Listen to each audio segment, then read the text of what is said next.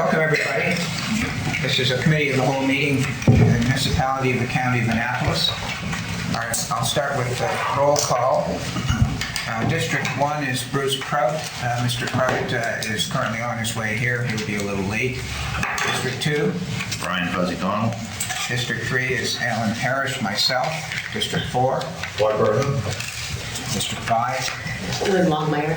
District 6. Alec Morrison. District 7. David Hudson.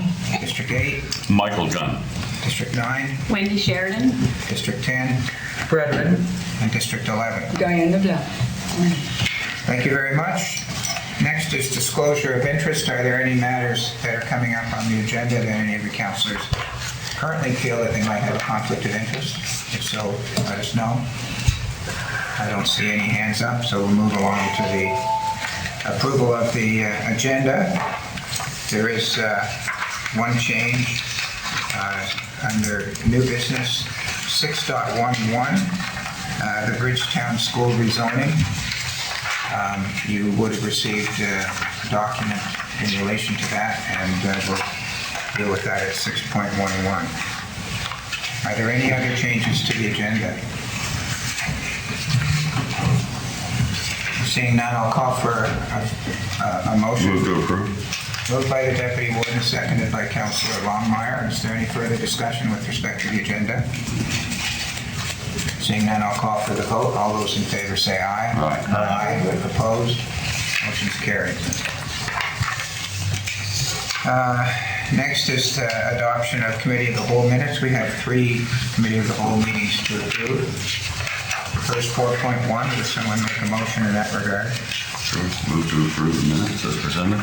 Moved by the Deputy Warden, seconded by Councillor Sheridan. Discussion? Seeing none, I'll call for the vote. All those in favor say aye. Aye. Opposed? Motion carried. Next, 4.2. For that the minutes of the special meeting of Committee of Council held April 26, 2022 be approved as circulated. Seconded. Councillor Redmond seconds. Discussion? Seeing none, I'll call for the vote. All those in favor say aye. Aye. Opposed? Motion carried. 4.3. 4.3, that the minutes of the special meeting of the Committee of the Whole held on April 28, 2022 be approved as circulated. Is there a seconder? Seconded by Councillor Hudson. Discussion?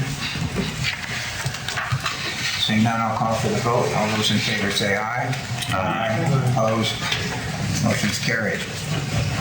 There's no business arising from the minutes, so we'll move along to new business. 6.1, information report on dangerous and unsightly premises, the 2021-22 year-end report.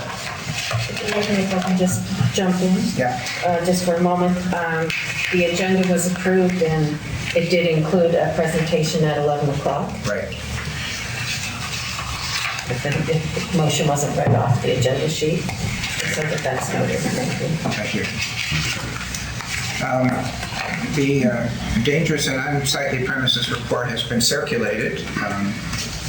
I see, let me just pull it up here.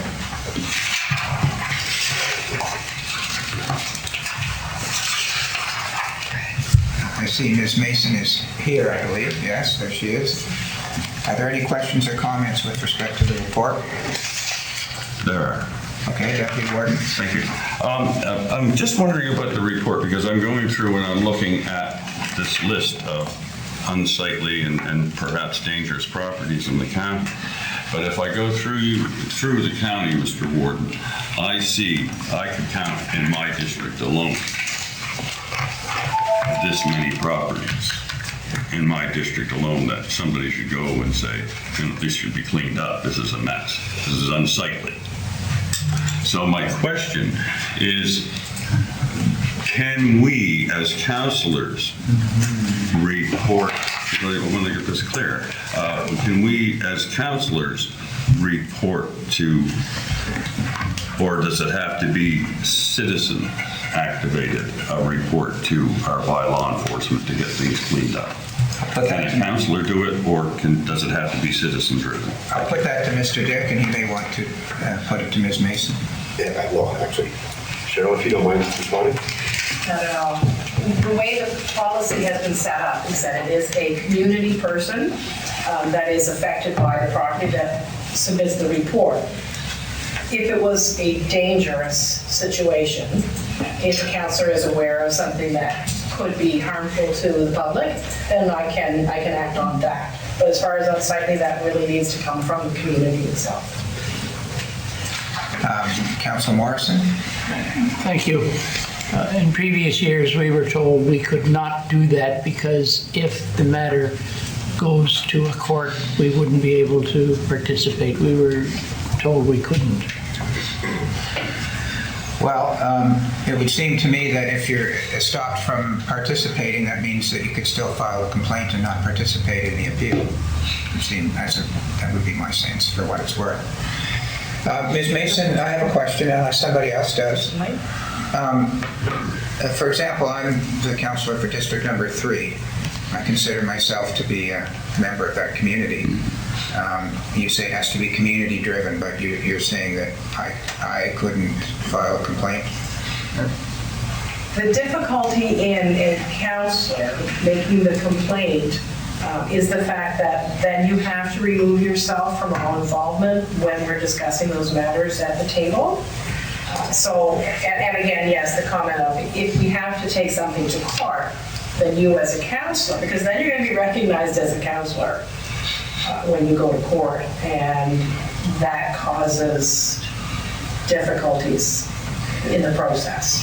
Well, what I'm taking from what you're saying, and please correct me if I'm wrong, is that a counselor can file a complaint, but if the complaint comes before council by way of an appeal, the counselor should excuse himself. Absolutely.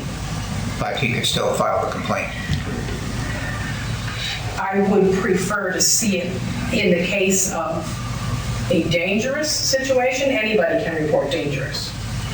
But as far as unsightly, it would be better maybe one of your neighbors be back. Thank you.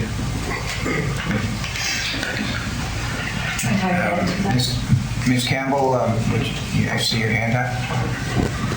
If I could add to that and expand on it just a little bit, Warden. So there's two things that Cheryl is referring to. One is council's obligation to act as a quasi-judicial body in a circumstance where a decision to demolish a property has to be made.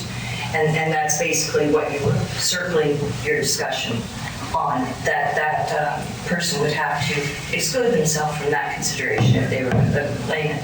But the other consideration here is that unsightly premises in particular are based on the standard of community standard. So the community standard in downtown community of Bridgetown might be rather different than Springfield, for example, where these houses have different spacing, different density of population, and so on. A farming community versus a commercial community. So the MGA set that up so that it was a community standard that was being imposed rather than a county-wide standard. So you don't lose your ability as a counselor to be a member of a community. So if the house 2 doors down from you is unsightly, you don't lose your rights as any other community resident to consider that this does not meet the community standard for tidiness and depreciate your property. But the community standard is based on citizen interest and their right to complain on something that impacts them as part of their community. Thank you very much. Councilor Longmire. Thank you. If I could just get some clarification around the timeliness on when complaints are filed and how soon residents can see someone coming out to look at a concern. I know in my district there have been several complaints and there's been no action taken on them. As I'm hearing from the citizens, they keep calling me back and letting me know they haven't seen any change. And I know that we've been seeing, because of fuel costs going higher and higher, there are dumps being made in back dooryards. And so it's a growing concern, right? Thanks. There is, I believe, a system and a routine. Perhaps Ms. Mason would like to respond to the usual drill. When we receive a complaint, the process is we get out to it within 14 days. Hey, I have none in your district. So the ones that I think that you're probably talking about are under the illegal dumping under the F1 waste management. Probably not the dangerous unsightly premises. Slightly different process. Okay. But we do work on those, and I can certainly check to see what ones we have open at this time. Okay, thank you. Anybody else? Any other comments? Thank you, Ms. Mason, appreciate it. Move along to 6.2. There's a motion there. Yes, sir. 6.2, recommendation report, derelict vehicle collection program extension.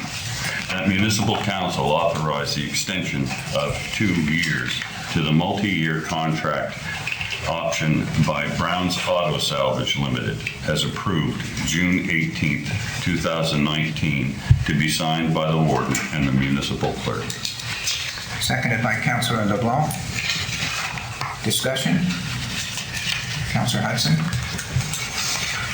Yes, just for my clarification, and the financial implications as presented in the budget, what are those? I just don't recall that specific item in the budget. Mr. Dick, can you? There are no financial implications to the county. So the provider of the service will go into the homes and speak to the residents, and they will, based on that recommendation, they will take them and discard them themselves. So there's no cost to the county. Okay. Is there anyone else?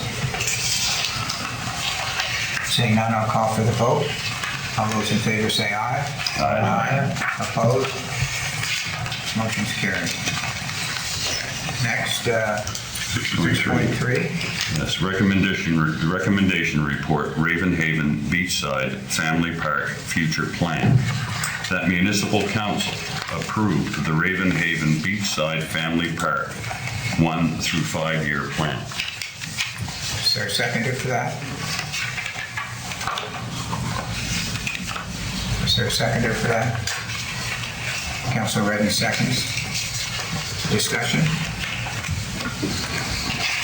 Councilor Sheridan? So regarding the 5-year plan, there are different things outlined in regards to the main building, the canteen. There's washrooms in there. So if it's just going to be run as a day park, there's showers and whatnot in there.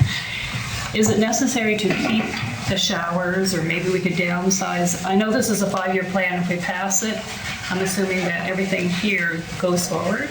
So I'm just wondering if we need to eliminate some items, or should this be done at another time? Because it seems like there's quite a bit of things being done. So I just had some questions regarding if all this was necessary, or if we could have a future discussion on some of the... I had a similar question, to be honest with you. That if we approve this, are we approving everything in here? That's just as first the general question, and Mr. Dick, maybe you could respond to that. If I could, I'll ask maybe if Dawn can respond to it.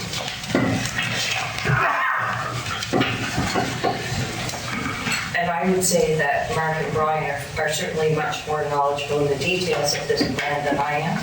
But in general, it is concentrated on the identified unsafe conditions. The primary ones of those were structural in relation to cabins or buildings, and electrical primarily in the canteen building.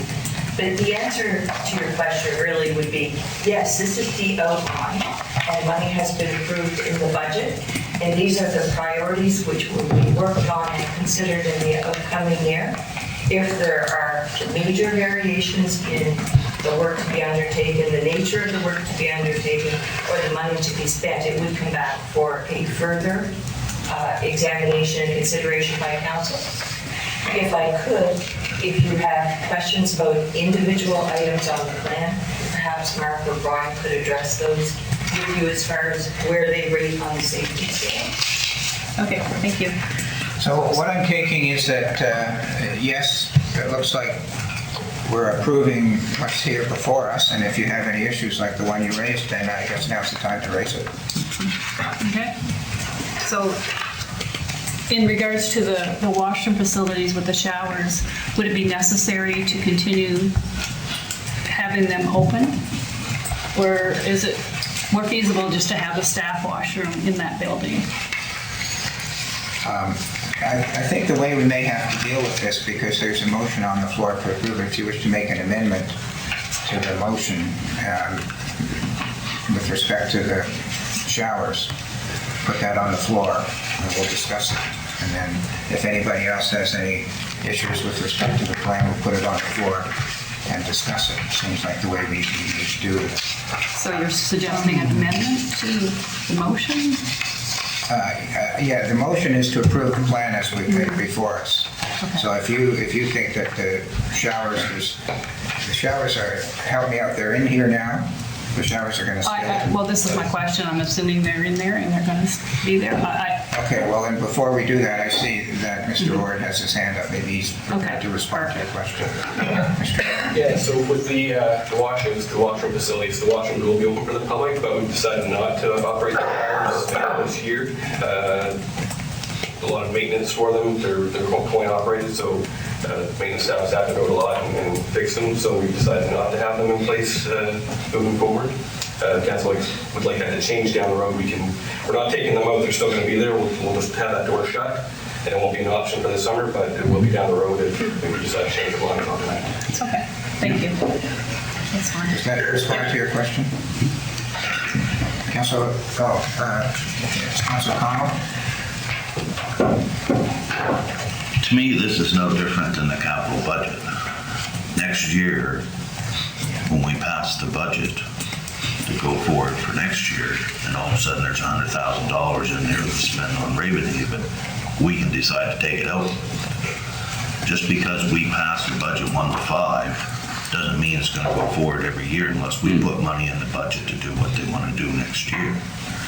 So I had questions about what was the plans for opening up across the road when it mentioned about doing something across the road from Ravenhaven on our piece that we own there.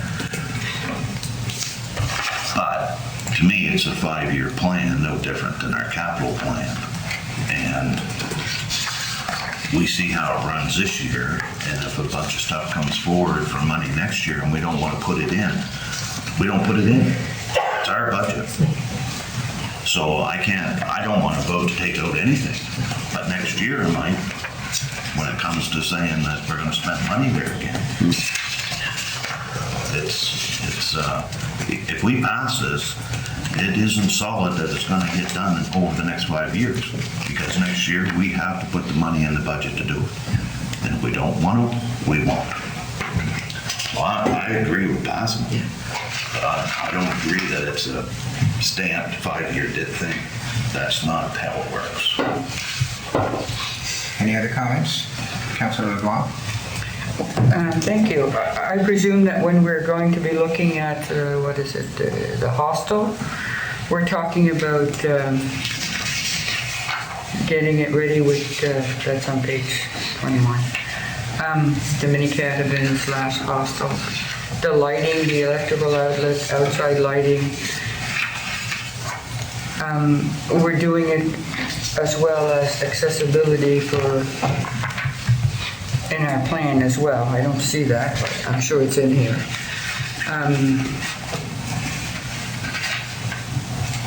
But actually, then the question is, I thought that the hostel was going to be removed.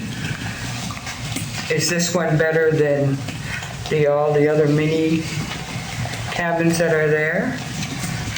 Because those are going to be boarded up or sold.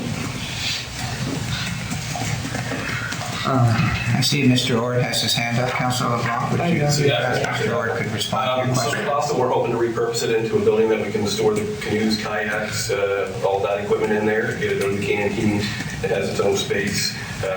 put a garage door on, so easy access for staff to get items out.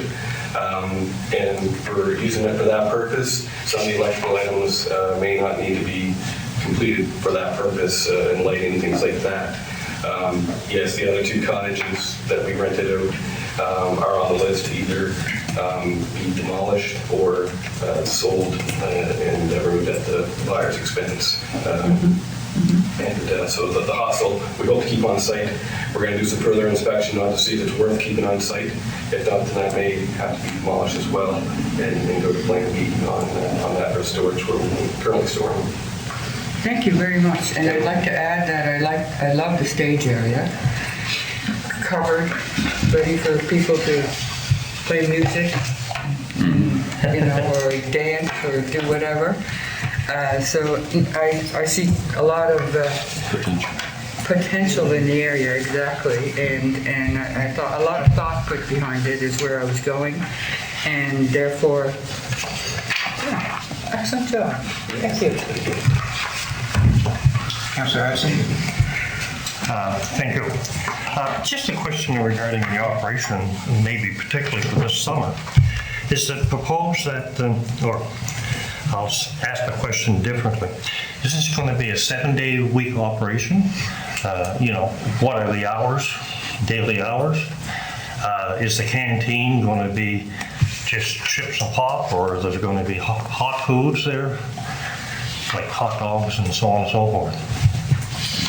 Thank you, Mr. Councillor. Maybe, Ryan, I could ask you to respond to that as well, please? Sure. Yeah, canteen will be open 7 days a week, like the past two summers. There will be hot dogs, nachos, that type of stuff. It's not really set up for cooking anything beyond that for hot meals. That would take extensive renovations and upgrades to the facility.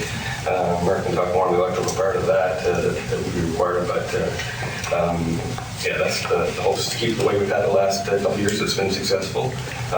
Keep it simple, and the public's been happy with it. Just one follow-up, Councillor Hudson, go ahead. Just part of my question, the daily hours? 11 till 6. 11 till 6. Councillor Longmire? Thank you. I wanted to just add ask the question around lifeguarding. Is the beach going to be lifeguarded this season? Can someone respond to that? No, not this year. It's too late in the season. I've contacted Nova Scotia Lifeguard Service, and they've already done all their hiring and stuff like that. So you can try to contract in, but trying to find qualified lifeguards at this stage of the game would be pretty difficult, and a lot of the training hasn't happened over the last couple of years with COVID. I think it would be a real struggle to try to make that happen this year. Sure. Thank you. Anyone else? Councillor Deputy Warden. Thank you. When these buildings go up, these 2 cabins, will they be put up for tender? Oh, through you, Warden. Yes. That'll be up to the senior management what they choose to do their processes for that. I guess that would be the option. Is we need to know what council's wishes are, whether to demolish them or to put them up for tender for sale for buyers to remove at their own expense, kind of thing. Thank you. Councillor LeBlanc. One more question, and it's the purchasing of double kayaks and single kayaks. How many do we need to purchase? Do we have any good ones left, or are they all, as well as the paddle boards? Yeah, there's, I think probably, we definitely need to replace the doubles because that one's broken altogether. So my hope is to have maybe in the next 5 years 2 of those and a couple more kayaks. And we're going to start with 1 to 2 paddle boards, see how it goes. They're pretty popular right now, so we're expecting a lot of use of those. So start with 1 or 2 and then see how it goes. And then in the next 3 or 4 years, buy a couple more to add to it for the public to use. Build that. Yeah. Perfect. Thank you. Councillor Bartel. Just go back to the lifeguarding. I guess everybody's always on the edge about liabilities, and will the beach be posted that you swim at your own risk? So that we are protected. Yes, yeah, it has been the last couple of years, and even years we haven't been on fire, but that's been the process. Thank you. I have a few questions, so I'll ask the deputy warden to take the chair while I ask some questions. First, I note that there'll be 2 park attendants for light maintenance and cleaning. And just to save money, do you need, if we're just going to basically be having the beach and the canteen and we're not going to have people staying there, do we need 2 people? Can we get by with 1? Yeah, so the reason why we've done that is so that we can work them into a schedule so that people aren't working 7 days a week the whole summer. And that'll cover things off better for us. It worked well last year. And then that takes into account too, if people that are sick throughout the summer, we have somebody to replace them. We don't have to shut down, that kind of stuff. Okay.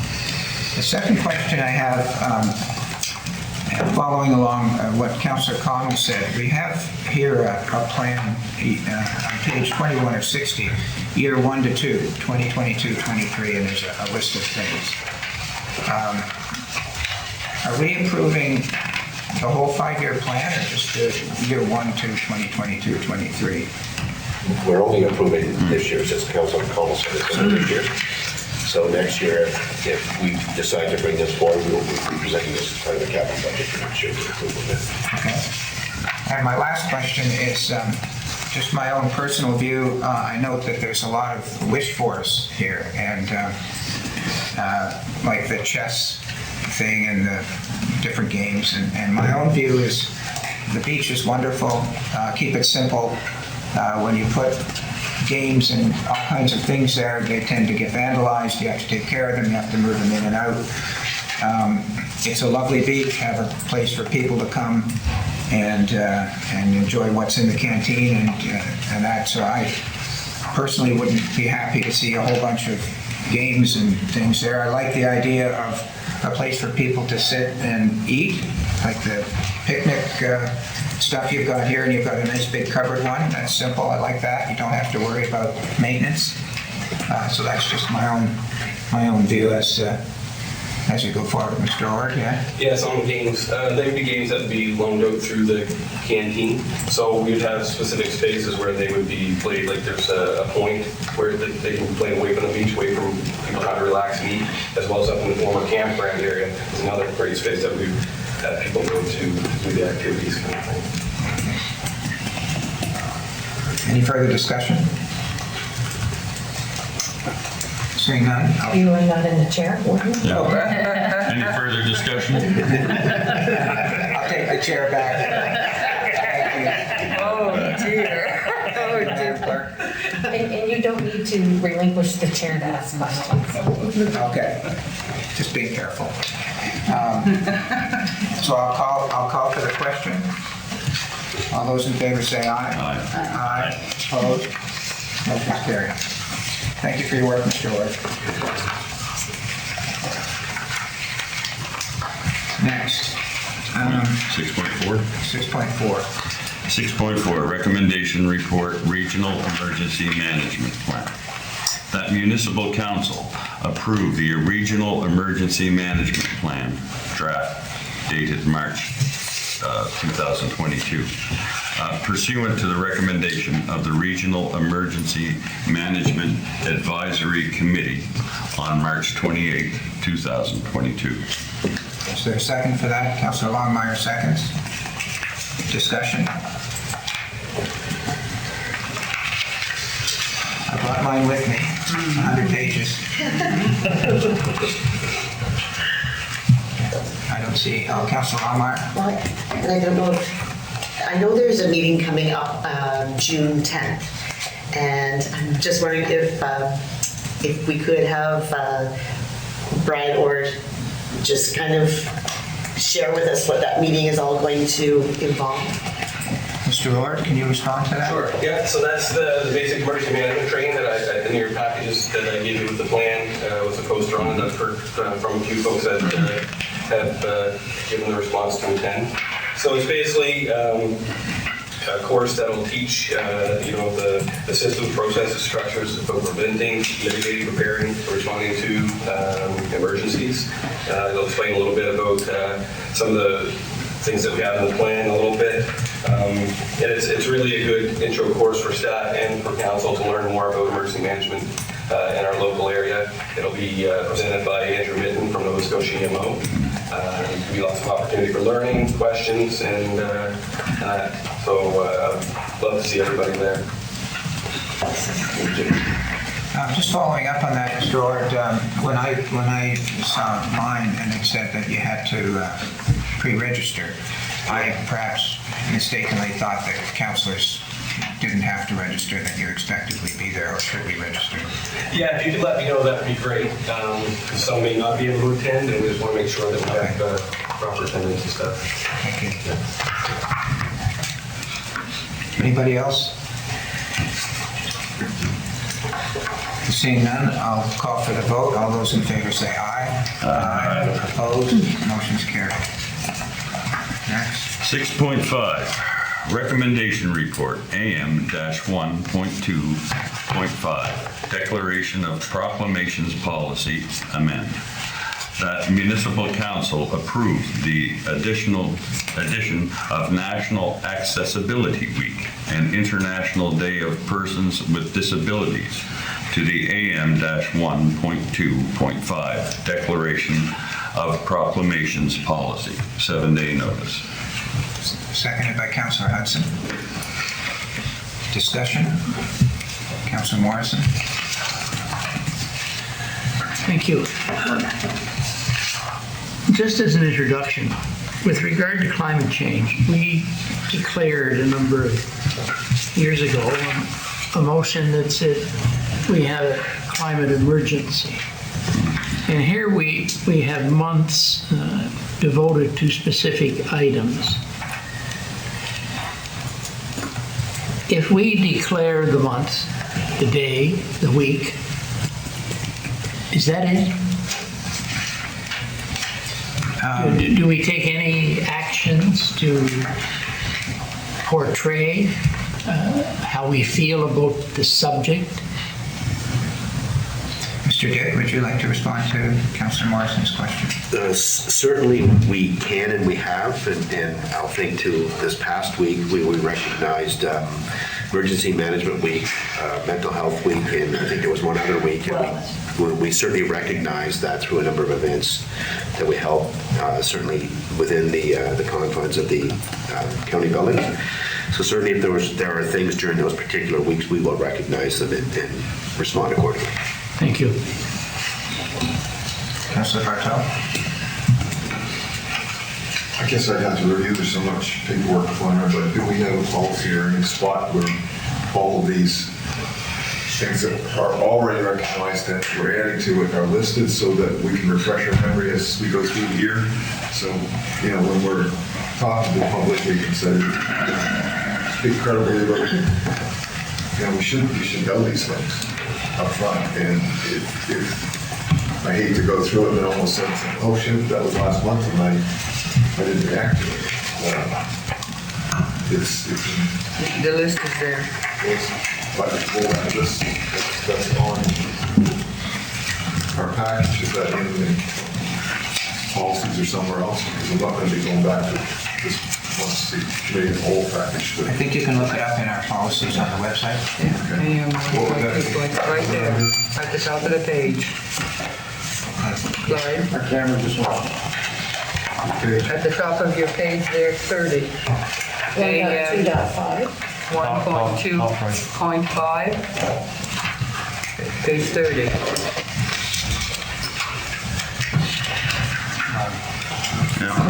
See it at the top? Have an issue here? Yes, we do. Just hold off for a sec here. Okay. What? I read through it and there's too much paper. My apologies. I had it down for 10 for some reason, and I was taking my time. That's okay. Sorry about that. You were on winter schedule. Yeah, that was.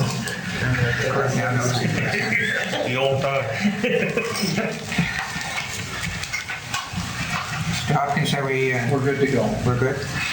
Madam Clerk? Yeah, I just wanted to comment that on the policy, the proclamations policy, I tried to get the proclamation signed by the warden at the first of the month. They are then posted in our front lobby, the originals, and they're shared on our social media at the first of the month, so that awareness is out there. Thank you. Any other comments? Seeing none, I'll call for the vote. All those in favor say aye. Aye. Opposed? Motion's carried. Next, 6.6. 6.6, recommendation report, road naming process for shared access road off Church Street, Bridgetown North. That municipal council initiate the road naming review process to name the shared driveway that provides access to residents off Church Street in Bridgetown North. Is there a seconder for that?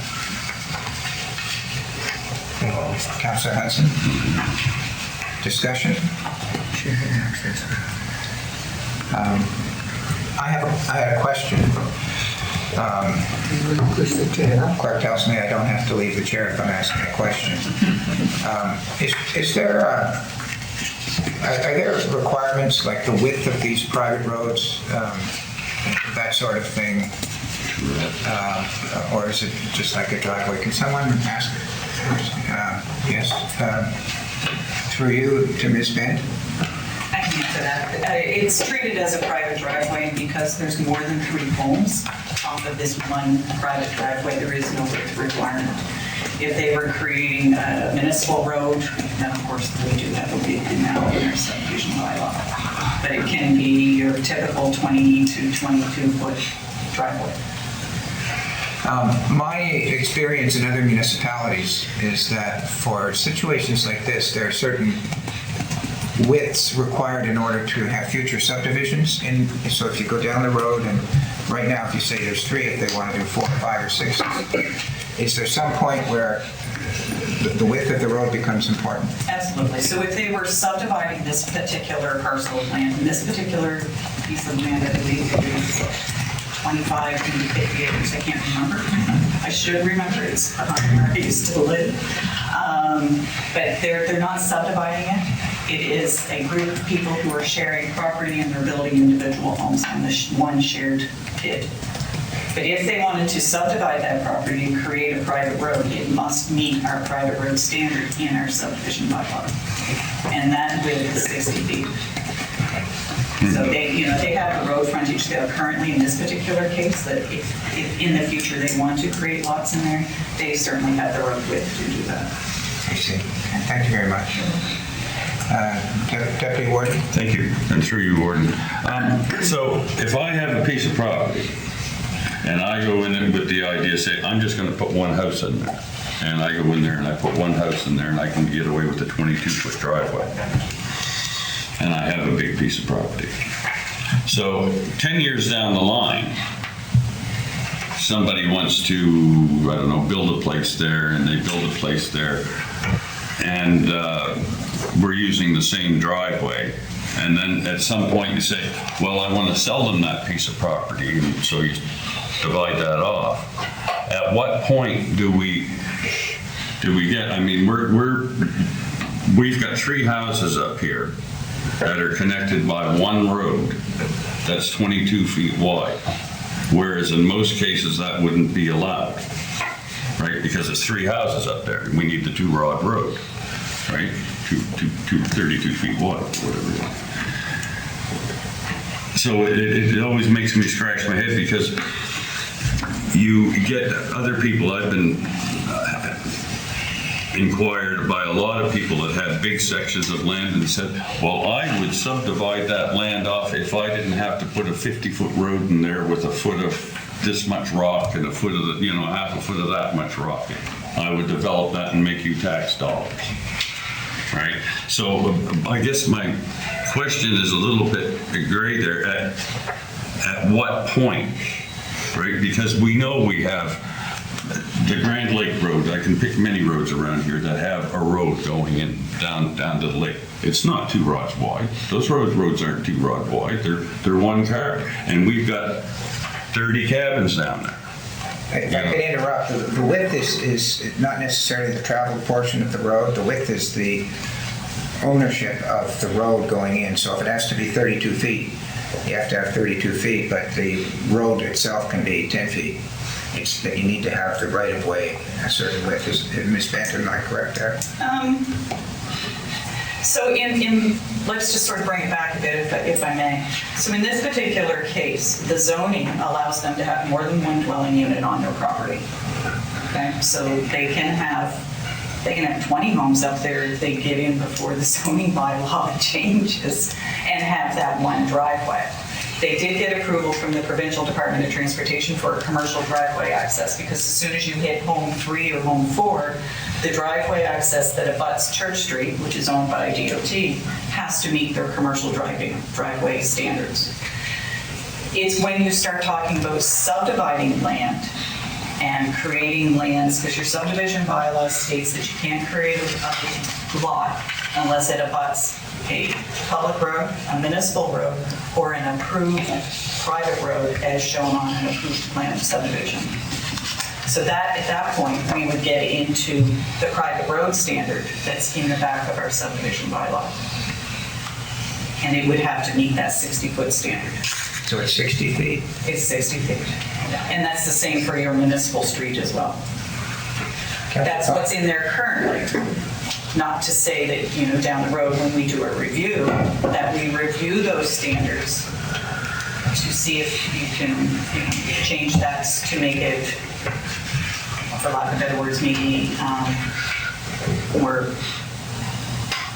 easier for people to develop for cost savings. It is quite expensive to build a road to the private road standard.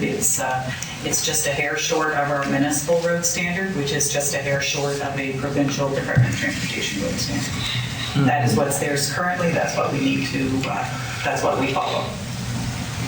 Councillor Cotw? How wide of an access do you need for a flag lot, though? Depends on the zoning. So in a general development zone, in this particular case, it's a 20-foot. Right. And because we had that situation in the East End where a gentleman bought a lot in a subdivision, got it passed as a commercial entry, and he got 9 flag lots to go through that commercial entry to build in behind the people in the subdivision. So if that zone allows flag lots and there's a driveway there, as long as your width of land you own, you can give the right-of-way of a 20-foot right-of-way to them flag lots. They don't have to have a driveway on it. You can all use the same driveway as long as the subdivision of those lots has got a 20-foot right-of-way to them. I have Councillor Bartow next. Yeah, just expanding on the gray area. If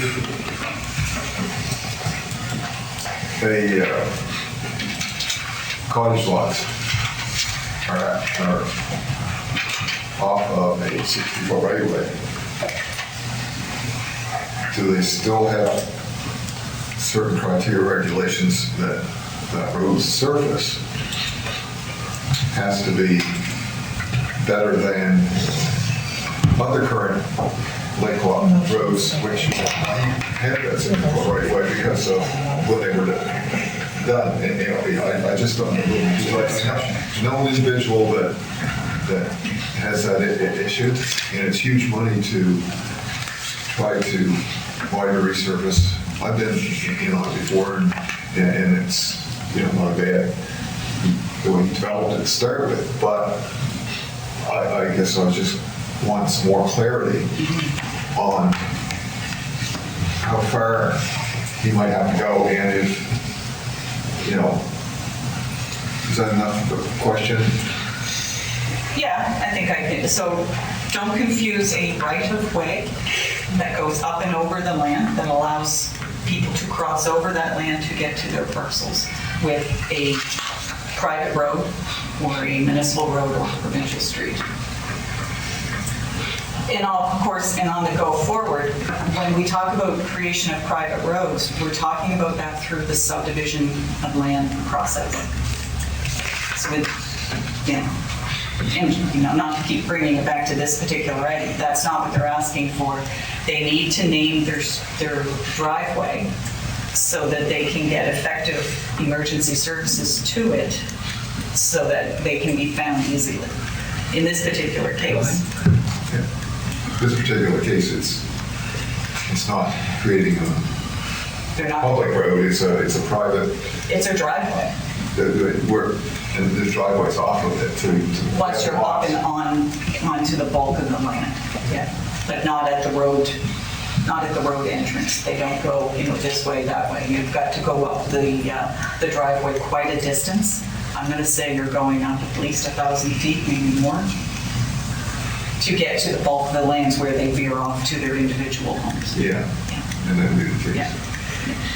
But on the go forward, when somebody is asking to subdivide lands, all of those lands have to be abutting a road that has been approved by whatever definition they're asking it to be approved under. And if they have to build roads to meet that private road standard, then that's what they need to do. So the concern is this, it's already been subdivided. No, not this particular case. How do you know which case I'm talking about? Oh, sorry, I'm still focused on Church Street, my apologies. No, I'm talking general policy and I'm drifting off that way. Yeah. Go ahead, Councillor Bartow, but the clerk has mentioned to me, we're just talking about this one particular property, and it's an interesting discussion, but we need to keep it to Church Street, but do go ahead. So maybe that's something that we can put off for another meeting to discuss that. Oh, absolutely. But I just thought, well, that issue is over here, and we've got another one in the package today, and it seems like there's more and more and more coming down the road. This is an existing situation. It's not on our docket today, but I thought I might be able to get a quick answer. Well, and anything that was done prior to a subdivision bylaw going in place or our road standards, we don't go back and say, well, now you've got to bring it up to our standard. Anything on the go forward, when you are asking to subdivide a tract of land, then it has to meet that subdivision bylaws, and if the road standards are part of that, then that's part of the development plan. Would you know the date that any of those I can research them through the registry of deeds system. that were put in place? But you can reach out to me and we can chat about it. We can talk about that later. Absolutely. Great, thank you. Councillor Hudson? Thank you. I'm not against this recommendation. However, I think it may be a little early. I drove in there the other day, and you drive into the end. On one side, you have basically a fair-sized travel trailer. That's up on cribbing. And the other side, you have a house that's under construction.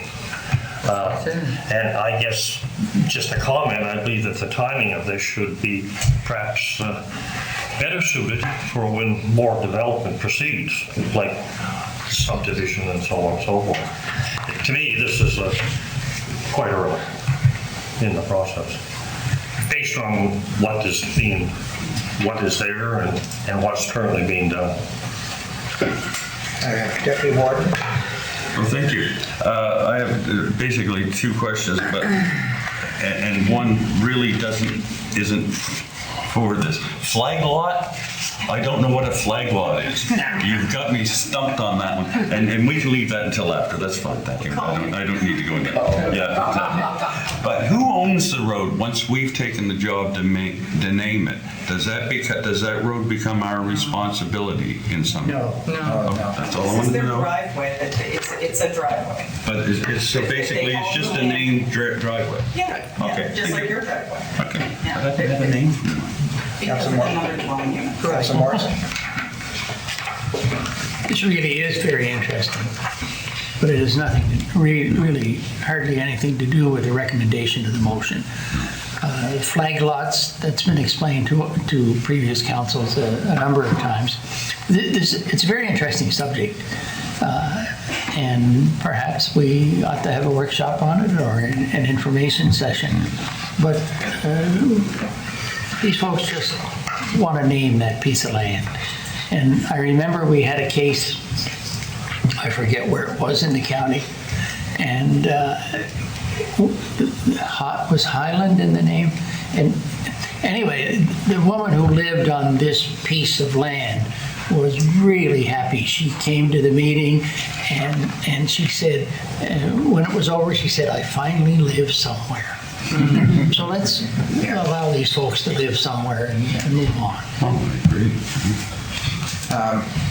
Before I come back to you, Councilor Bartow, I'd like to see if there's anyone else. Councilor Cotw, I'll go back to you. Well, I think this is mainly, like Alex said, this is to identify for 911 purposes. That's right. There's more than one unit on that piece of property. So we need to know. So to have a road name that's registered in the road name listings as a private road or a private driveway or whatever, then they can give them civic numbers to each one of those individual housing. And I haven't really looked at the property. Is it within the zone now, or is it in the vast majority of the county that's I not think it's in zoned? the vast majority of the county in the general route. So they could build 50 houses back there long before the zoning ever starts. You know, but they're asking for it to have a name so they can give civic addresses for the existing structures there. Councilor Bartow? Just more clarification. This is private road for a specific number of houses on it. No. It's a private driveway. It's a private driveway. That's my question is, if it, further development goes on the land that's accessible by that, it automatically get extended without any other complications that we would have to deal with. If they are not requesting to subdivide the land, it would continue to be a driveway that accesses multiple dwelling units. But at the time they request to subdivide, it's got a name now. We have to bring that back again. Probably not. You mean rename the road? Rename the road? Probably not. The driveway? Let's just hold it. We're breaking down here. Yeah, we're going. Breaking down. Go ahead, Councilor Bartow. Maybe I shouldn't be looking to the future, but if you don't, you're only looking at the problem. You also said there was like, I don't know, 20 or 50 acres back there, like that could be subdivided. And this is the access point for that land. Would we create a situation where this road would be? Councilor Bartow, I really, I think I'm getting close to saying we're not talking about subdivision in the future. It's not before us. We're just naming the properties there. That's my question though. Is this road limit what it is now? And if it's expanded a few more feet, that doesn't count. Like, is it, because we're not looking at it as accessing the subdivision. We're only looking at it for what it is now. So exactly, we're just looking at it for what it is now. So anything further would have to be brought back. If they were going to subdivide, there'd be no issues. And excuse me for lack of knowledge, but then off of this road, we could have another road, basically. So you could have a road leading to a road. You could have another driveway off from it. Okay. Absolutely. Thank you. Any other comments, questions? Seeing none, I'll call for the vote. All those in favor say aye. Aye. Opposed? Motion's carried. 6.7, recommendation report, road naming process for shared access road at Long Lake, Hampton. That municipal council initiate the road naming review process to name the shared access road at Long Lake in Hampton. Is there a seconder for that? Councilor Hudson seconds. Discussion? Councilor Morrison. Thank you. And even if it does split in an infinitive, I want to read the last sentence under background. to accurately identify the location for these users for emergency response and to follow the guidelines for civic addressing. This road must be named. Thank you. Any other comments or questions? Seeing none, I'll call for the vote. All those in favor say aye. Aye. Opposed? Motion is carried. Next is an information report via PowerPoint. Ms. Campbell, are you going to be the presenter? Yes.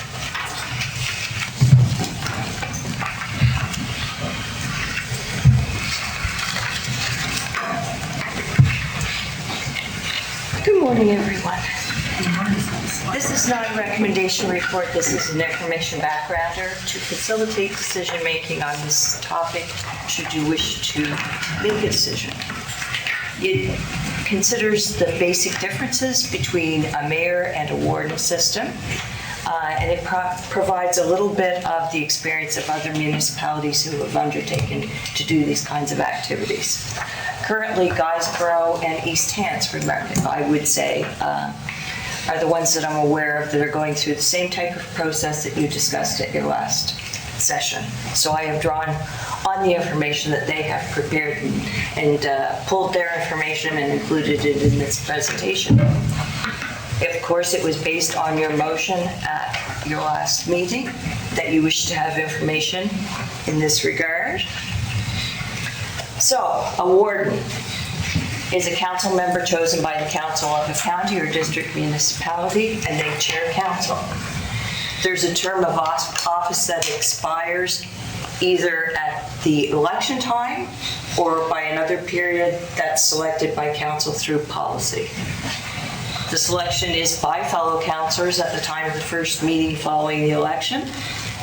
There's a process by which a warden may be removed from office by council, 2/3 vote after 20 days' notice.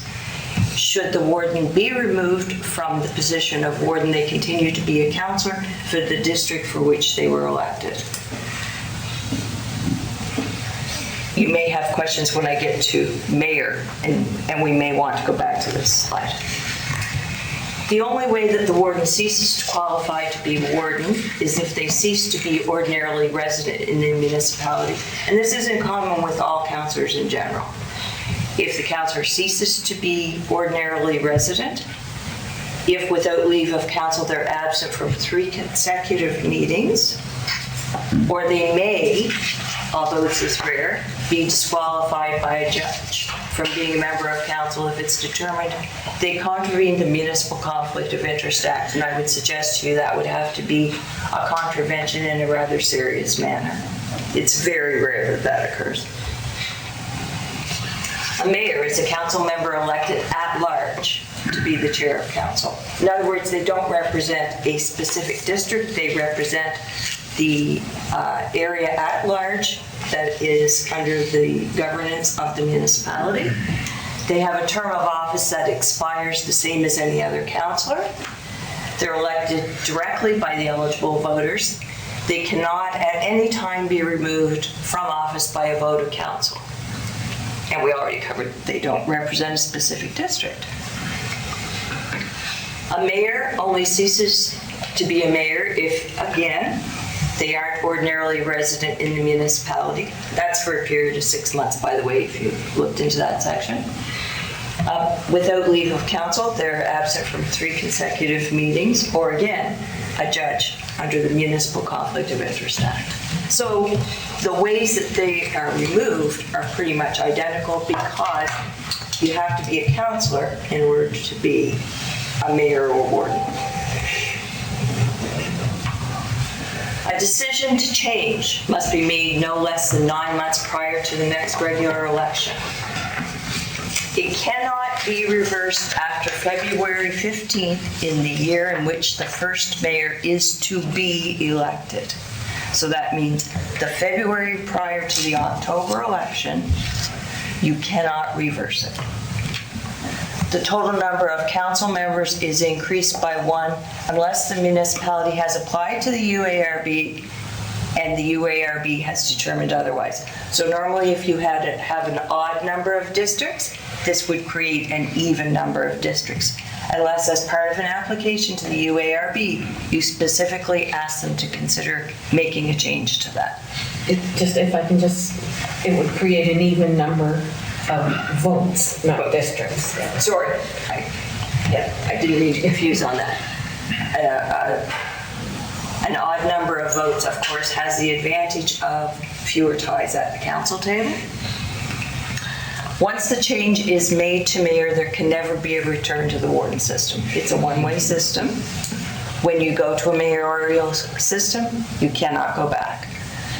Review of municipal polling districts must be filed with UARB by the end of this year, so you have a short window of opportunity to make this decision should you wish it to come into effect for the next election. You finished? Sorry, no, I was looking to see whether you wish to address hands. Do you want questions while you proceed? Sure. Sure, Councillor Hassan.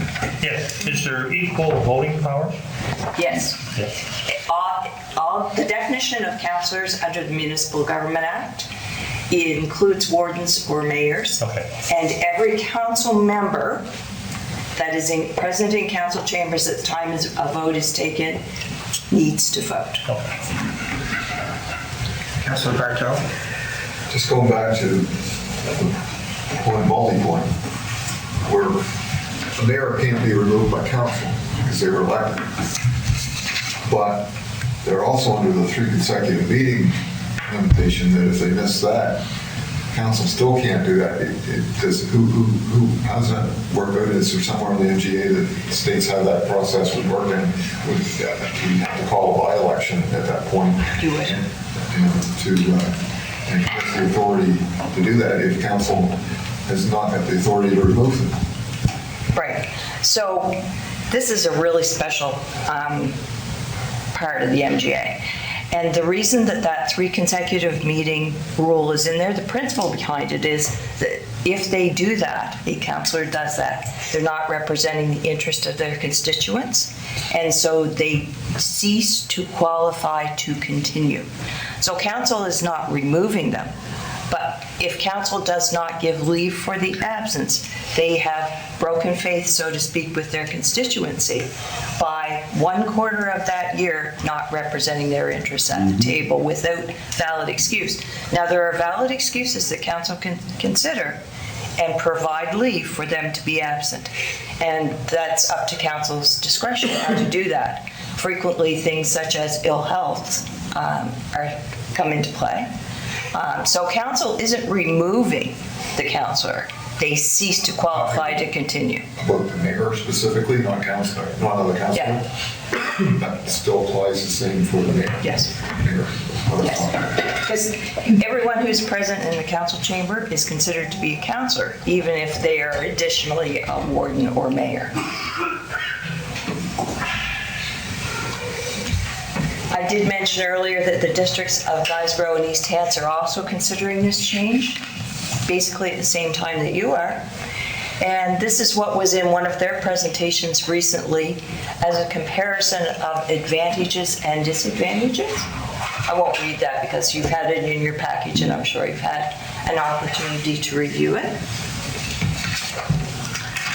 This is a cross-section of municipalities that either are geographically close to us or demographically close to us. In other words, they're the municipalities that I identified as being closest in comparison to our municipalities and the current circumstance.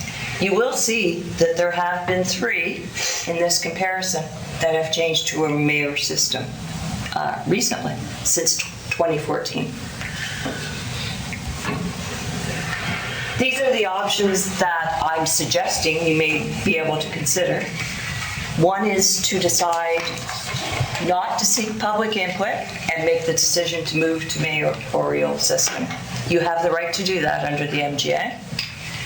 You could decide not to seek public input and make the decision to keep the warden system. You could decide to seek public input regarding the move to a mayoral system in conjunction with the polling district review that has to be ongoing this year. And I would suggest that if you're going to do that, you probably should submit a request for an extension to the UARB. And Carolyn had described that process to you earlier, I believe.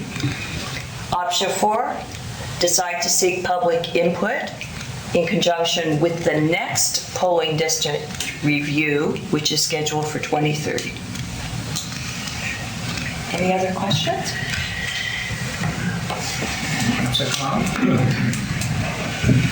So under the warden system, the CAOs are 1 and 2. Under the mayor system, how does that work? Exactly the same. So, There is no change to the relationship so between council and the A mayor CAO. has no authority to tell the CAO without council's approval. Under the MGA, all power resides in the collective of the council. And when you have a CAO system, the relationship is between council and the CAO.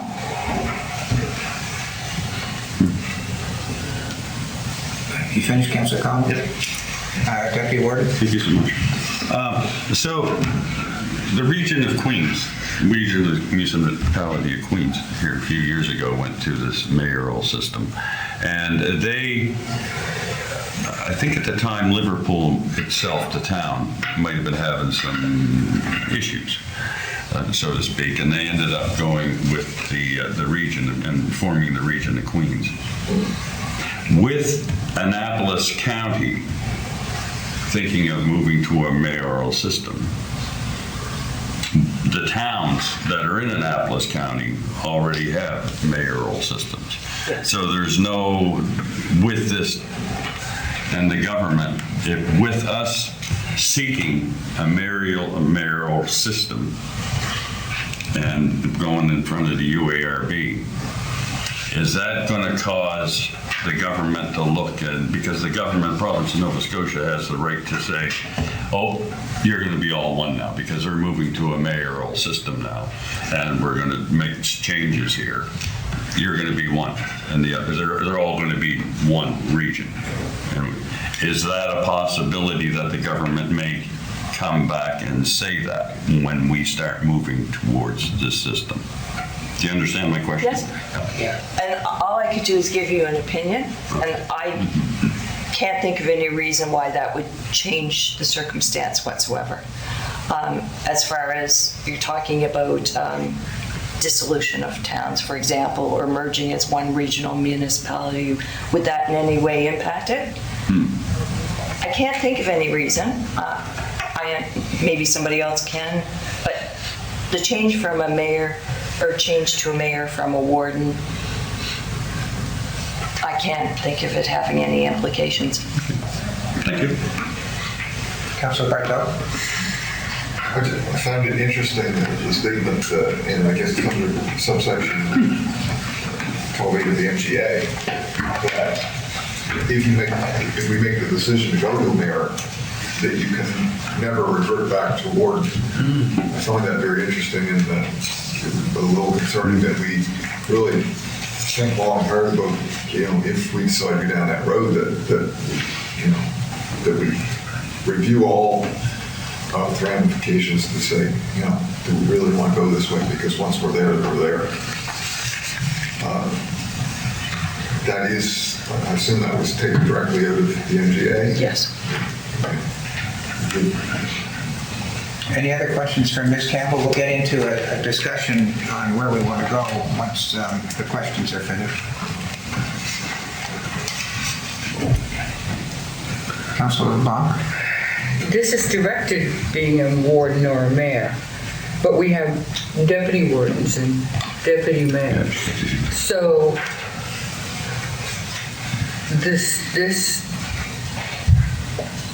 if something would happen to the either or, the deputy warden or mayor steps in. Yes. Until there is a further election, by-election. Yes, and I should add, as a piece of valuable information, that I think without exception in Nova Scotia, deputy mayors have always been chosen by the councils, And as you say, if a mayor, for some reason, ceases to qualify to continue, there is a by-election required, just as there would be for any other council seat. So how long would that be? How long would it take to do a by-election? Yes, because we're talking, 8 months minimum? it's a Oh, no, they're called pretty quickly. There's a real time constraint on them. It might be 18 weeks or something. It's a very condensed process. Yeah, so there's quite a difference, and there's quite a difference there, and there's quite a difference between having a warden and a deputy warden where they could step in, and that's a different, then you're doing a by-election for a councillor for a district compared to At warden large. for a At large, yeah. municipality. Yeah, and then of course the mayor, the deputy mayor is just, it's like here, it's voted by their peers into that position. Are there any other questions for Ms. Campbell before we get into the discussion? Yeah, Councillor Redden. Just, is there any difference in what qualifies you to be mayor versus councillor? No. Just ordinary resident? It's all the qualifications are the same under the Elections Act, and basically it's qualification to be a councillor. Councillor Sheridan? So basically, the mayor is just like a 4-year term. Is this just the difference between the mayor and a warden? And the mayor has to run around the whole county to get elected. Is there any other differences between the 4-year term and he's overseeing the whole county, which a warden oversees the whole county with us? Is there any other differences in becoming a mayor? There are no real differences in authority, no. So it's just a 4-year term difference? It's really the selection. The key of what is different between the two systems is the selection method. Okay, thank you. Deputy Warden? And if I may, the councillor that used to sit in councillor's per seat years ago explained to us one time that with the mayoral system, you can have two really good people that are for their community and they make great councillors. And with the mayor system, when the two of those people run, somebody's leaving council. So sometimes you lose good councillors because of a mayoral system. If you understand it, you have two running for the mayor, and both of them are great, but because of the mayor system, you end up losing one. Right. We're getting into a discussion of the pros and cons. Have we finished any questions? Thank you, Ms. Campbell. Appreciate it. I'll leave those up for reference. Sure. So we have 4 options before us. I think probably the best way to deal with it is I'll entertain a motion on one of the options and discuss it, and we'll have a vote. And if that doesn't make it, then I'll entertain a motion for a different option until we find one that everybody's happy with. Councillor Cotw? I make a motion for option 2. Okay. Is there a seconder for that? Okay. Councillor Redden seconds it. So the motion is not to seek public input and make a decision to keep the warden system. Discussion? Councillor Cotw? Oh, perhaps I should leave it to let the mover or the seconder start. Do you want to start, Councillor Cotw? Yes. Talking to some people, some councilors in the other districts, the warden system has its difficulties too. And I think as long as I've been on council, sometimes it isn't the right person sitting at the head of the table as a warden. And council's come to that decision to realize that. And so we've made a policy to set the warden's position as a 2-year term. To me, that gives 2 years for the chosen warden to show his ability to lead as a group, work together as a group, stays away from the individual push from the chair, and if that person doesn't follow suit to please council, then at the end of 2 years, council has the right to put somebody else back in the chair, in the warden's position. The cons about the mayor system is that council has no choice of doing anything for 4 years. And you have a 50-50 chance to having a good mayor or a poor mayor that has his own direction. And it causes that conflict. So I appreciate the warden system in that aspect, that council as a whole has more of a working relationship and control of how the council goes forward, works forward. So that's why I chose it. Councilor Cotw. With Councilor Braden's leave, I'll speak. I think you might be able to look at the idea of a mayor as another level of bureaucracy, perhaps. Even though they're elected at large, he or she, that position could be seen as another level, like above council, so another layer between voters and the top person. That concerns me, and the fact that you're never allowed to return to the warden system. And that strikes me, and not that you want to flip every election or anything like that, but never is a long time. And I note that of the comparative scan of people in our general area or in the province, 6 wardens and 6 mayors. So I'm inclined to agree with the current motion that we stick with the warden system. Just my thoughts. Thank you. Councilor LeBlanc. I just have a comment. Because of everything that was said, I agree with. And then I look at the warden and then I look at the mayor thing. And I'm thinking, the people have decided when they voted for their councillors. So every part of the county has been given the chance to vote for somebody for their district.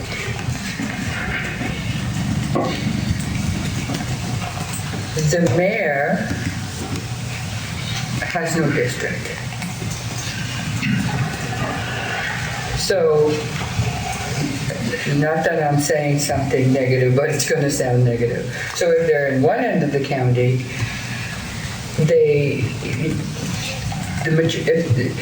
two things can happen. The number of people that are voting, where they come from, how many people know them, compared to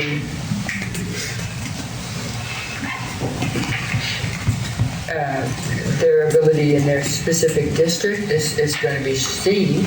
But as far as how they would work in general, it would be open to discussion. I guess what I'm getting at is that council takes from the councillors that have been provided by the residents to elect a warden and a deputy warden. And that way we can change in 2 years, or we can't change it, we don't. And we're not stuck to it, or we're not in with it for the 4-year term. We can change over if possible. And if we change this now and we can never change it again, do I think that we should not, that we should do this as a council and not give the public an opinion? I'm not sure about that.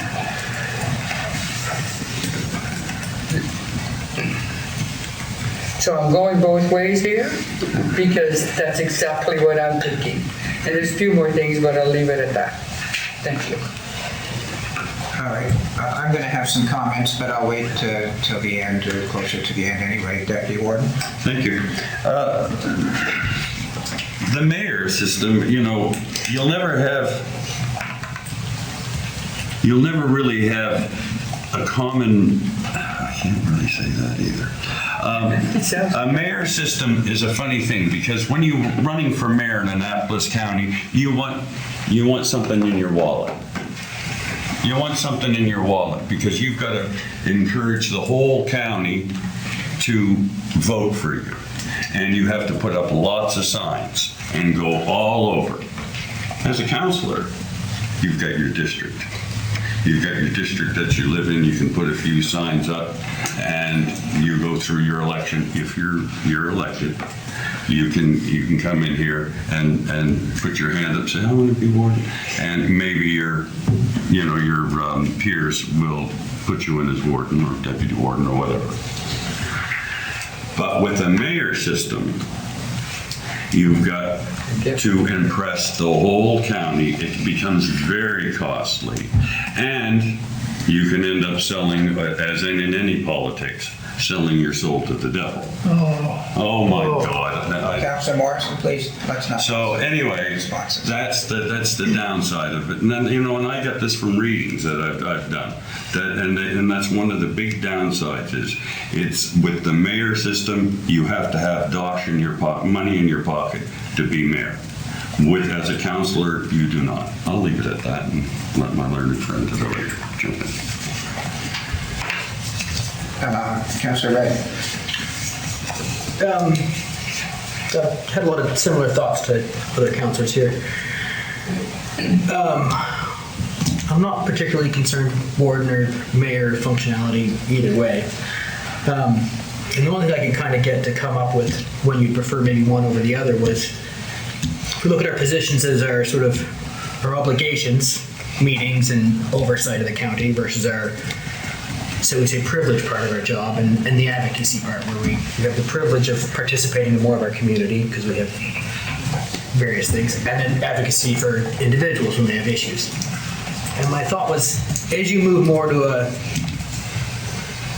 a bigger municipality, we'll take Halifax as an example because they're nice and big, the obligation part of your job as mayor is going to be probably full-time plus. Whereas I don't think, warden, your obligations here are 40 hours a week. I may be wrong, but that's my obligations as a councillor are not 40 hours a week. As other councillors have pointed out, our privileges take us way up in time, but our obligations I don't think are quite there. This month might be a bit different if I digress a little bit.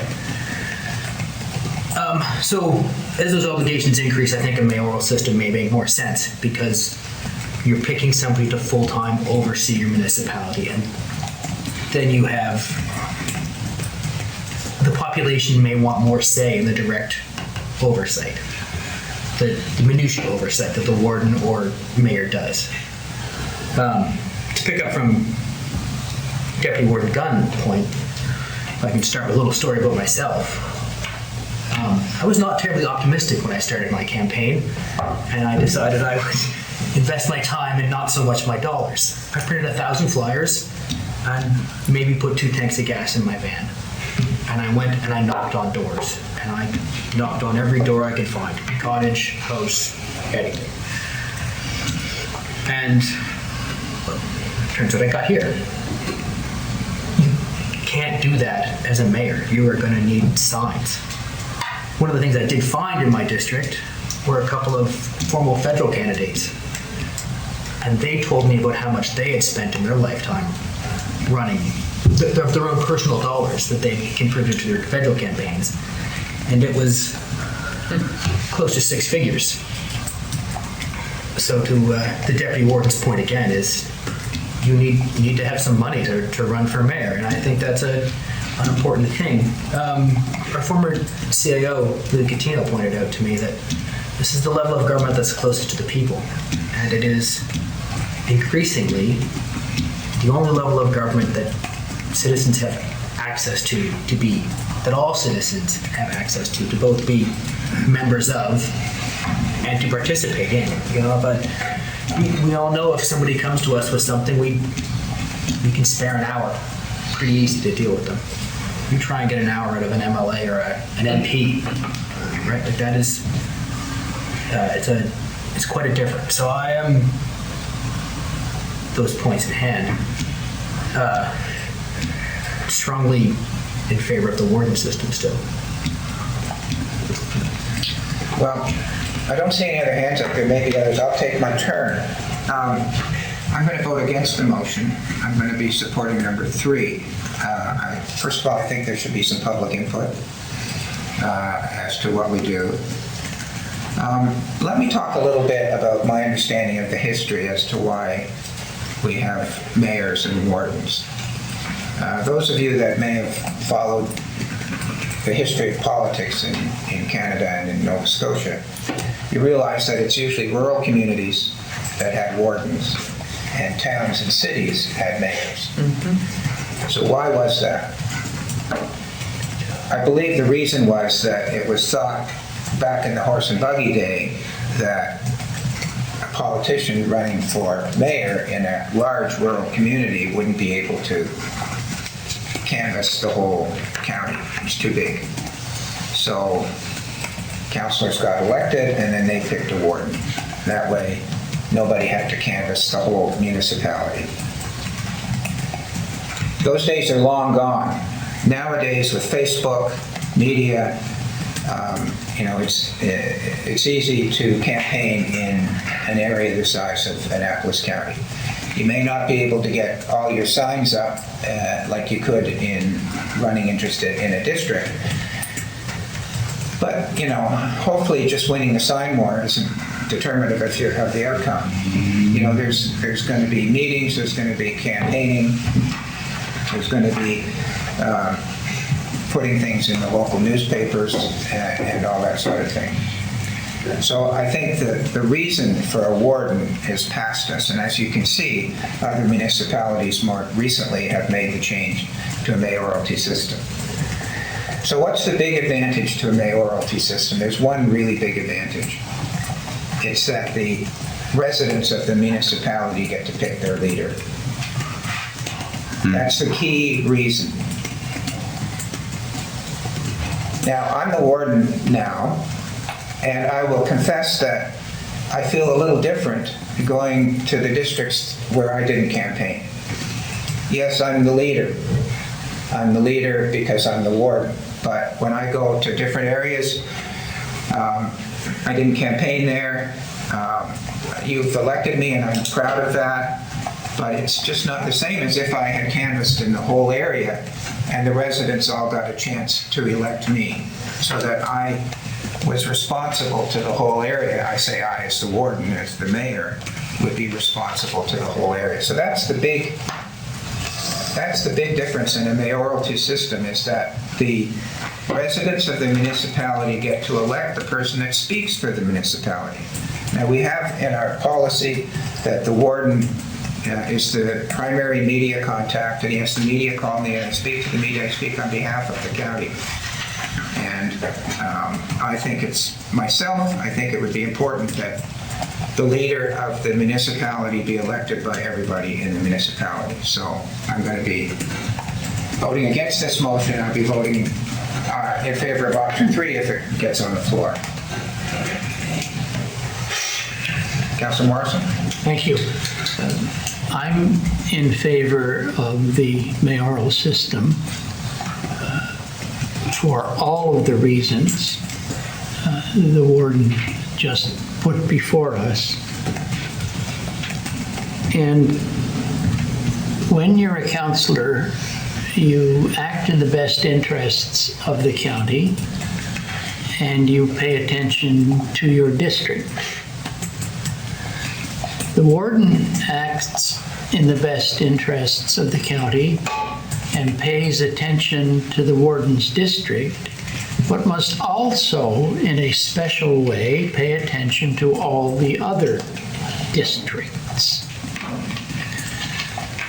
And notwithstanding the number of hours that a counselor works, and I think it's more than has been attributed by some of my colleagues, I like to have someone who can provide inspiration and impetus to the whole of the council and to the whole of the county. And let the detailed work of looking after districts and that type of work that we do to the councillors of the district.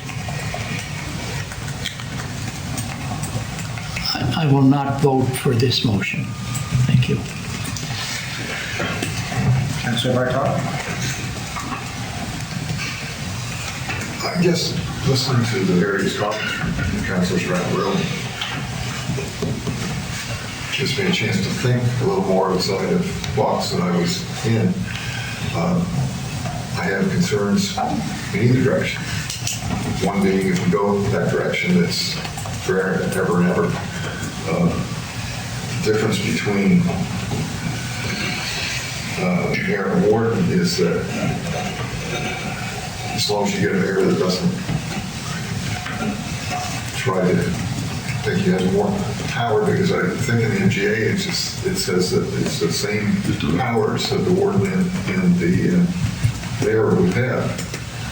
The difference is that he doesn't have a district to represent as well. And that's the point I'm taking. But we don't have the 2-year review process that we have policy on. That if things are problematic, it's a 4-year problem. If the mayor, if we go that route, gets in, there is a big financial fund on how to campaign and how do you, how does an individual through this large county pick that mayor? I'm not sure with that financial consideration that if you don't have more than one person running, they could just jump in there and it would be it. And that's not good either, but hopefully that wouldn't happen. There's a lot of things to consider. I've been leaning towards staying with the warden system, but I do see the other points that was brought up by the warden and the Councilor Morrison. But I also see strong opinions by, Councilor Cotw and good reasons. I think that puts us in a bit of a dilemma. I think I'm leaning towards staying with the warden system just because of the points that have been brought up. The only reason that I would see not to do that is it would free up the leader who has no more responsibilities than the rest of us, except he has the liaison and he's the media person for the council. That wouldn't have to worry about a district. That would be the only major concern that I would have that would tip any balances. So at this point, and if we went to option, we're talking about option 2. If we went to option 3, it would be a similar thing, only we'd be asking for public input to our decision making, which may be an important thing to do, but would that automatically push us to, because of timing, to ask for an extension? And if we did, how much extension would we need to go through that process? I'm not sure if anybody can answer that at this point. Is that a question for the clerk? Yes. Can you respond? Extensions have been given this year to 2 other municipalities. They've been given 6-month extensions. 6 months. Finish, Councillor Bartow. Yeah, so a 6-month extension we're supposed to have this done by the end of the 2-year term. So that would leave a year and a half before the next election basically, if I'm calculating properly. It gets to the middle of next year to come to our conclusion. Yeah. So For the URB to come to their conclusion, yeah. Okay. If the UARB granted the extension. Thank you. Councillor Hudson. Thank you. I would be supporting option 3, and my reason for doing so is quite simple, and I'll make my reason very brief, is I think the decision whether to go with a warden or a mayor should be decided by a larger group than us 11. And, I think the public input into that is very, very important, and I think it should be a lot wider consultation. Thank you. Councillor Sheridan. I'm kind of on the fence. I can see pros and cons in both, option 1 and option 3. I look at option 3 and I wonder, are we going to be excluding a really good person if it's a financial burden and they would like to run and they choose that they can't because they can't financially support the election? Whereas if they were running for a councillor, they could. So I look at that. And I look at the option where we have the 2-year policy in place with the warden. I see benefits to both, so I'm still weighing it out. I see both points, but I haven't come to a decision yet, so I'm not sure which direction I go. Councillor LeBlanc, you had your hand up.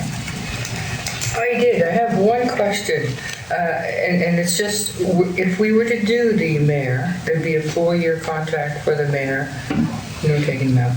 Is that the same with the deputy mayor? Or could council put in a policy of every 2 years? How does that work? Is the deputy mayor connected? I think I know what they do in Halifax, but I'll let somebody else respond to that if they can. Go ahead. Maybe if I can, if you don't mind, indulging me for a minute, because I've never worked for a warden system.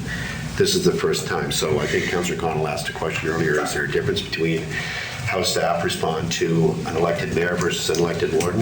And there's no difference. It's the same level of responsibility. We report, or I report to you, regardless of whether he's the warden or the mayor.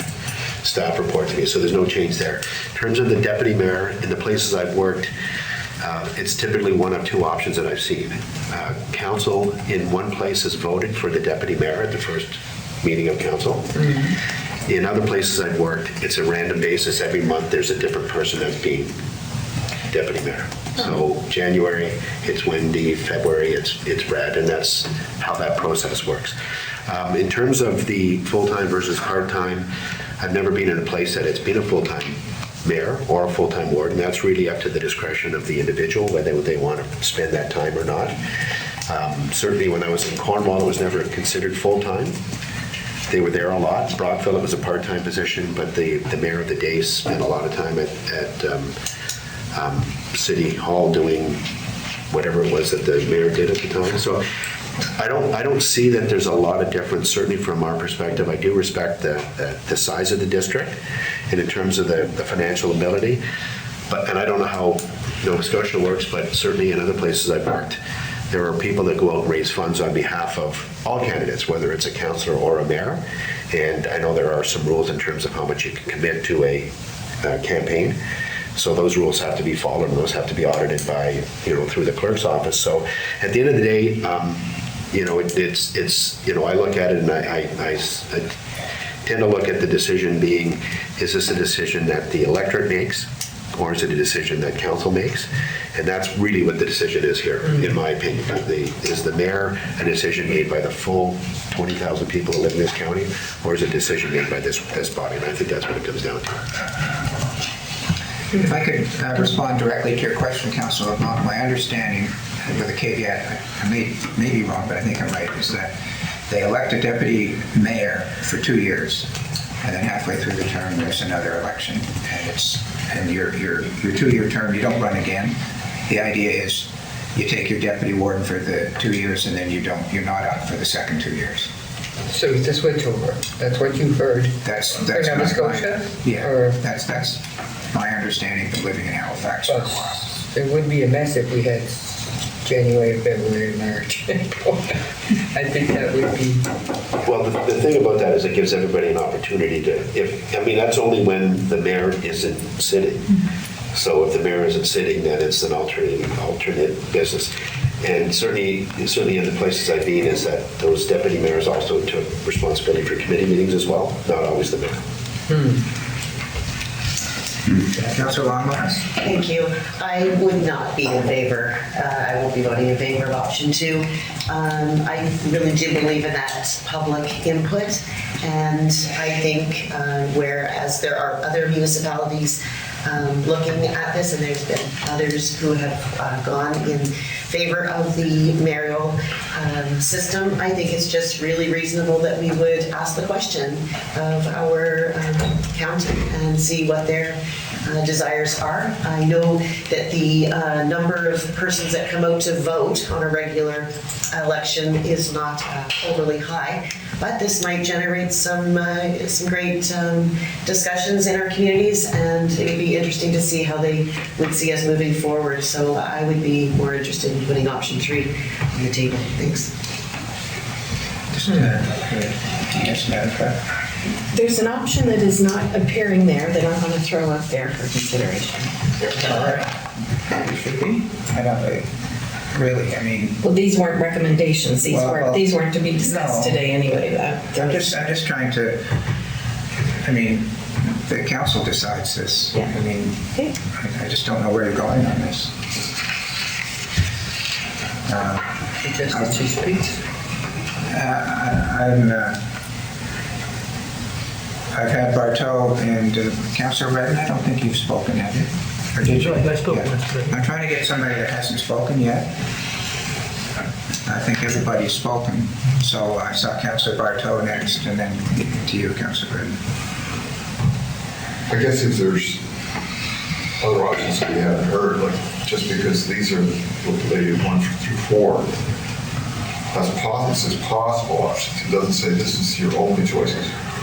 If there is other considerations, it will make it an easier decision for us. I'd like to hear them. Sure. Well, if that's the view of council, I'm happy to have. I'm seeing some nods, Emily. So go ahead, clerk, another option. What's on the floor? I know when you're talking about public consultation, you're in the midst of a lot of public consultation right now. I don't know that a 6-month extension will still give you the time. If you considered at the next election in 2024, including a plebiscite on your ballot for the following election, that would get to all of your eligible voters. I'm just saying, if you conduct a plebiscite on itself, it's the same as the cost of a whole election. If you conducted a plebiscite during an election, it would be all part of that encompassing cost. You would be getting the feedback of the people you need to get the feedback from in places where they can freely offer it.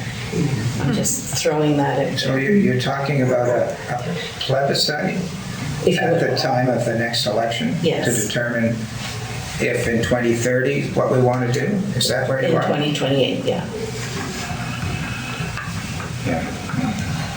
Can I just rebut to that?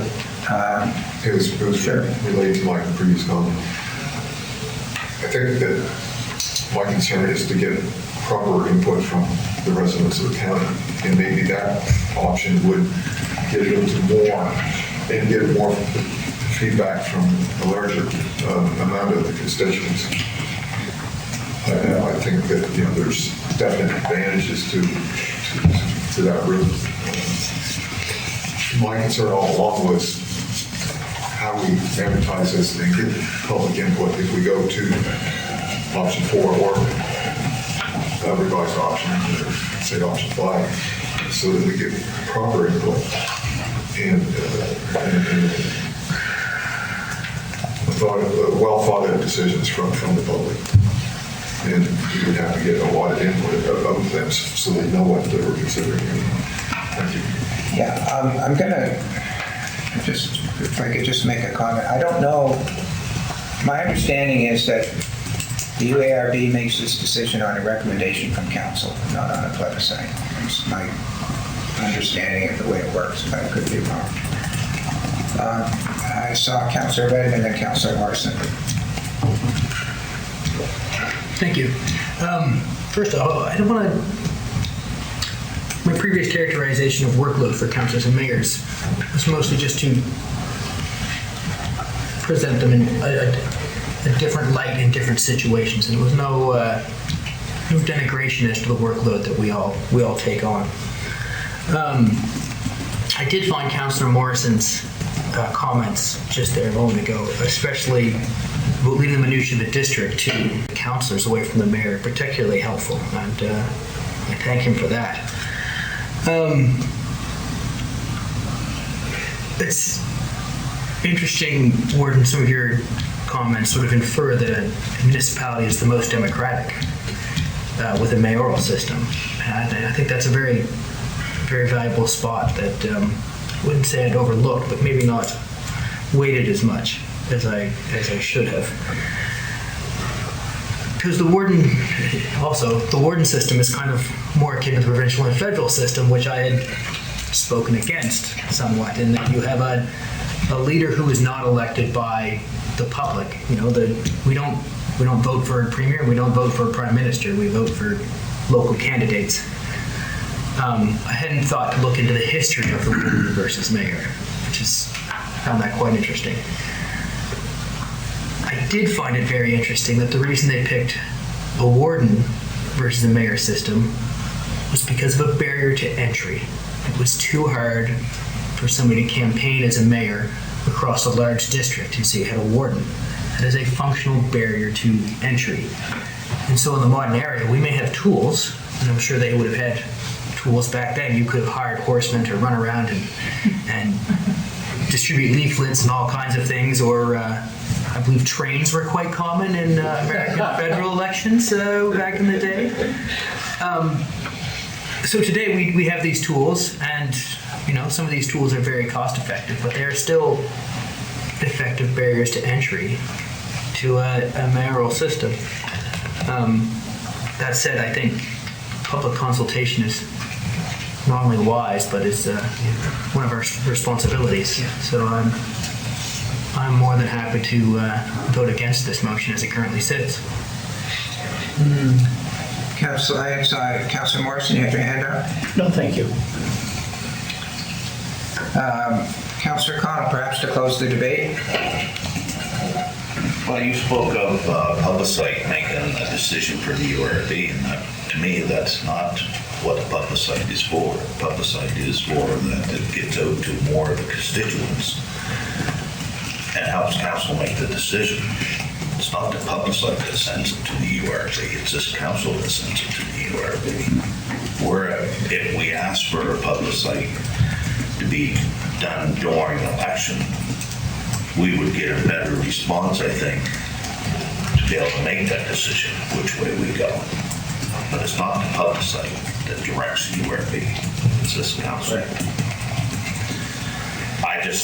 I would rather see option 4 to be able to do a plebiscite during, or this, option 5 to do a plebiscite during the election, because it can be explained, it can be thought what information is getting out there to the people.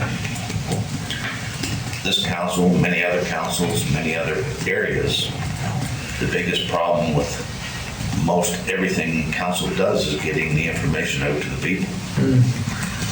It's assumed, this generation assumes that everyone has a computer and everyone's computer illiterate. We take phone numbers, they're disappearing. they're, going talking door to doors and disappearing. So, but it's not true. Not everyone has access to computers. Not everyone has access to high-speed, the internet. They don't even have access to cell phone service in places. So, again, we're putting a stigma on that everyone has the tools that some of us have, but some still don't. So I think a plebiscite or an election would give a more definite, hands-on approach to the public, if that's what council decides. Councilor Sheridan? I was just going to say, if option 5 was up there, I now have my vote where I was going to go with it, because I think that makes the most sense with the plebiscite. It wouldn't be an additional workload for staff or for the people doing the election, and we could have the input from the public that we require. To try to do it in between elections, I think it's, with everything else we've got going on with the community now, with the planning, I think it would be hard to complete it in time. So if there was an option 5 up there, from what the clerk has explained, that would be my vote. Thank you. Anybody else? Councilor Pro. Thank you. Councilor, option 5, as presented by Madam Clerk, I think you would get perhaps a larger turnout and vote because of people who may or may not be, or they may be unsure of who they want for a councillor, but this is something they're very important, they feel very strongly about, as we've heard from councillors here. And if option 5 was there, with Councillor Sheridan, that would be the best of both concepts, in my opinion. Thank you. Well, I think I'll call for the vote, but I will say, with respect to the last 2 comments, that, we're going to vote on the motion on the floor. And if somebody after that wants to put another motion on the floor that's not on the list of 4 here, they're entitled to do it. I don't know who's going to come first and get the next motion if this one doesn't make it. But I guess we'll cross that bridge when we come to it. So I think I'll call for a vote on the motion on the floor, which is not to seek public input and make a decision to keep the warden system. So I'll call for the vote. All those in favor say aye and raise your hand. 1, 2, 2. All those opposed say nay and raise your hand. 1, 2, 3, 4, 5, 6, 7, 8, 9. The motion fails 2-9. So I'm looking at the clock. It's 10:53. We have a presentation at 11. And I think with council's agreement, what we'll do is we'll call a break. We'll come back maybe at 11:05, if that's all right with the presenter. And we'll have the presentation, and then we'll go back to this issue. Welcome, everybody. This is the continuation of the Committee of the Whole meeting for the municipality of the County of Annapolis. And we now have a presentation from the Annapolis County Municipal Housing Corporation. The Executive Director, Joyce Dunkermont, will speak to us.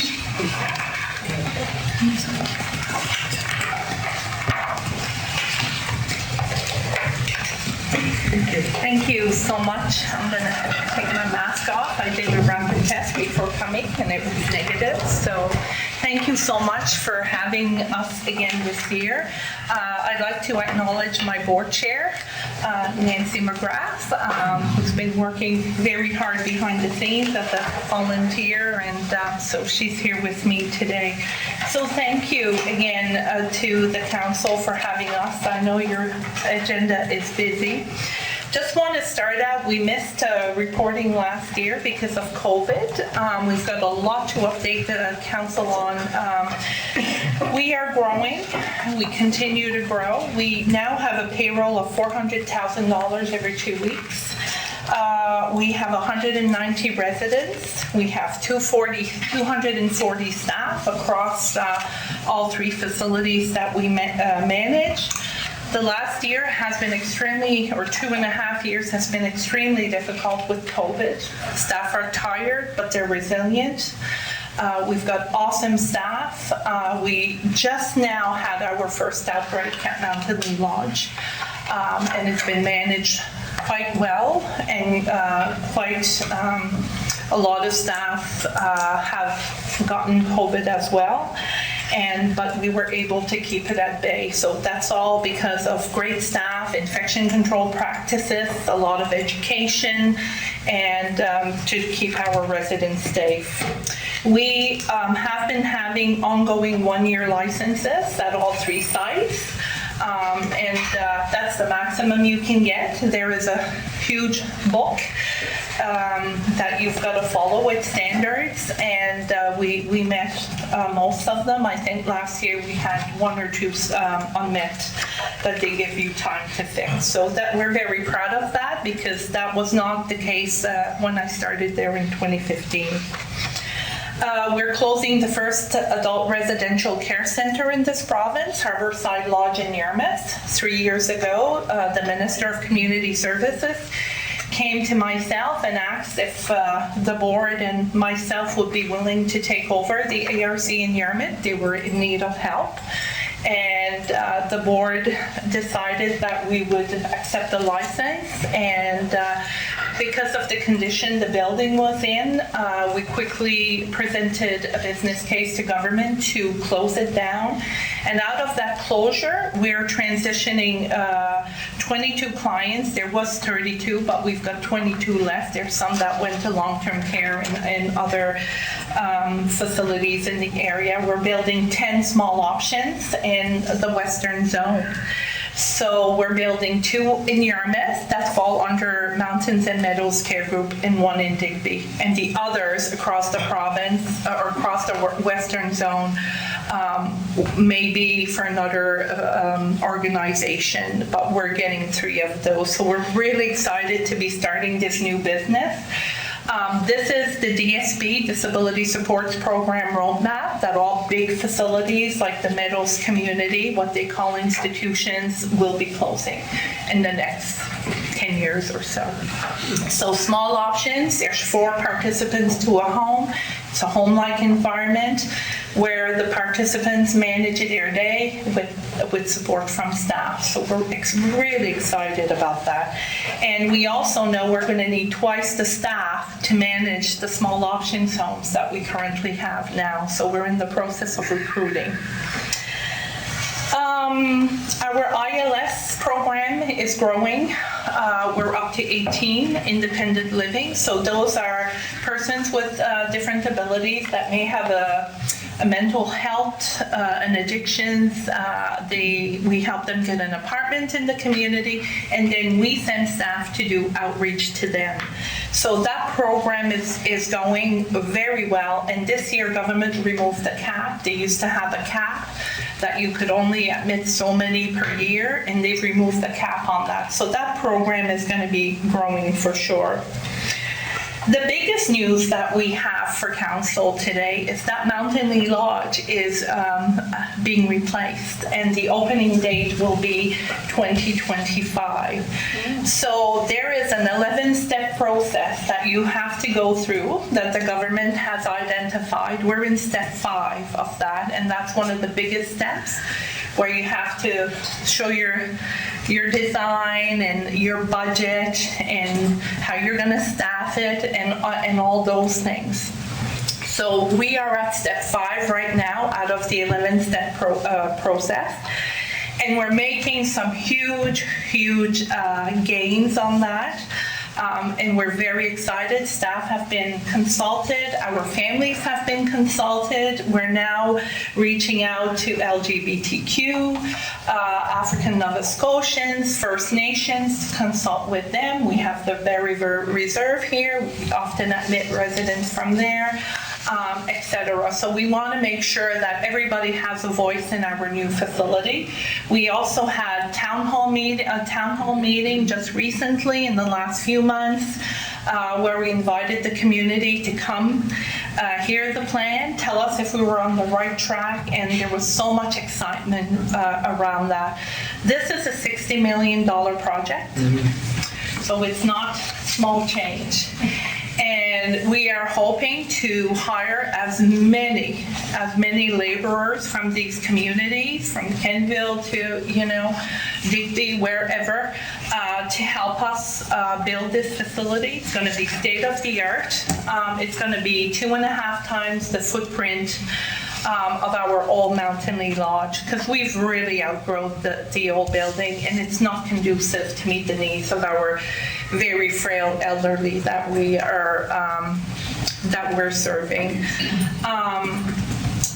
The board is made up of 7 people, 7 volunteers. There's a few subcommittees. We have a quality committee of the board, which is all about quality, because everything we do is about being better tomorrow than we are today. We have a finance and audit and risk committee, where we present all kinds of documents. The finance committee is tasked to overseeing the financials for the organization. We do business planning. All that is approved by the board. The risk committee, right now, we have an enterprise risk document that we present to the FAR committee around the new building. What are some of the risks with that? We all know the cost of building materials are going up, and the delivery of materials is slower, and we want to be on top of it because we don't want to delay our opening. We also have governance and nominating committee of the board, which is tasked to recruit new board members and to make sure that there's different talents. So we don't want all nurses, God forbid, on the board. We want, somebody with the finance, somebody with the legal, so we have different talents at the board table. So I have a booklet that I shared with you folks. I apologize that not everybody got one today. We printed 250, but people were coming to us like crazy for them. We've also gone and did a brand new strategic plan. The strategic plan that we had done in 2015, of course, was starting to we had outgrown it. So some of the pillars, investing in our people, we all know that well-educated staff deliver high-quality care. The other piece is recruitment and retention. We're just in the process of bringing 10 Filipino nurses to Mountain Lee Lodge. That all helps the economy, housing, all that. Linda Bailey is going to have an international recruitment license, and she's still working at the age of 74 as my recruiter, and 2 days a week, and she's doing a great job. So they're watching us because we're doing stuff in healthcare that nobody else is doing around recruitment, retention. And on top of that, most of you know from my presentations in the past that we have about 25 nurses and CCAs from India there as well. So a huge little community of Indian staff as well. Constructing our future, the new buildings, the closure of Harborside Lodge. We also have the old Mountain Lee Lodge that is in very good condition, not a nursing home, but we've put millions and millions in that building since 2015. New boilers, new windows, new flooring, HVAC, the building's in good shape, and we're hoping that it can be reimagined into something different. It's too good to be torn down, and it's too costly to tear it down, because it would be, I got a quote, probably $1.3 million to have it torn down. So we're certainly open, and we started some discussions with Housing Nova Scotia, but we're very open to any ideas that anybody would have. Promoting quality is another one. We all know that everything we do, we need to have it based on evidence and best practice. I do a lot of research in my job as the CEO of Mountains and Meadows Care Group. So what is the best practice for wound management, and what is the best practice for falls? And so I do a lot of reading. I bring that back to my team, and we make decisions based on best practice. So, and we report on those things at the board level. Leadership and partnerships, stakeholder engagement, that is another big one for us. We don't want to be an island. I sit at many provincial tables. I'm the president of Diverse Abilities Nova Scotia. I'm the vice chair of the Continuing Care Council. I sit on the board of the Centre of Aging here in Nova Scotia at Mount St. Vincent. I also sit on Canadian Association of Long-Term Care. You've heard about the new federal long-term care standards that are coming out. I've been part of that. And I am the board chair at HANS, Health Association Nova Scotia. I'm a firm believer you need to get involved to know what's going on. So I bring a lot of stuff back to my organization because I'm involved. This year, financially, we're doing very well. We're in a significant surplus. There's been a lot of funding, extra funding that's come out from the department. So we're trending about a $300,000 surplus this year. At Mountainy Lodge, the Meadows community is a very small deficit, and Harborside, of course, is in a surplus as well. So we're doing very well financially, and because we're in a surplus, we can do a few extra things as the department approves it. I won't go again through the entire booklet because I do want to open to questions, but I will say our biggest asset continues to be our staff. Our staff have been amazing. I had 61 staff go off in 1 month due to COVID. So when everything opened, people were getting COVID. And you can imagine what that does on your workforce when you're trying to run a 24/7 facility. And the staff came to me and they said, you know, we're not going to see our residents go without care here. So we provided staff with schedules, with gaps, and they all pitched in. Some could do 3 hours, some could do 2 hours, but at the end of the day, the shifts were covered. So that's an example of the staff that I work with, and I am so proud of the staff that live in the communities here in Annapolis County. I always say they're our biggest asset, and I always say, no offense, Lynn, but the best staff work at Mountains and Meadows Care Group, but I'm sure Lynn would say the same thing for her facility. So if you see a nurse this week, it's National Nurses Week. You know, thank a nurse. I've been a registered nurse for 38 years, and I wouldn't do it any different.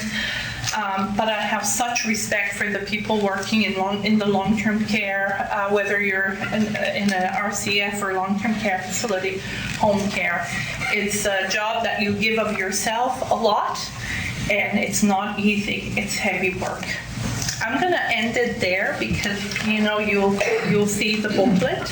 I could talk all day about what we do because I have such passion. But I'd like to open the floor to any questions. Are there any questions for Ms. D'Entremont, Councilor Bartel?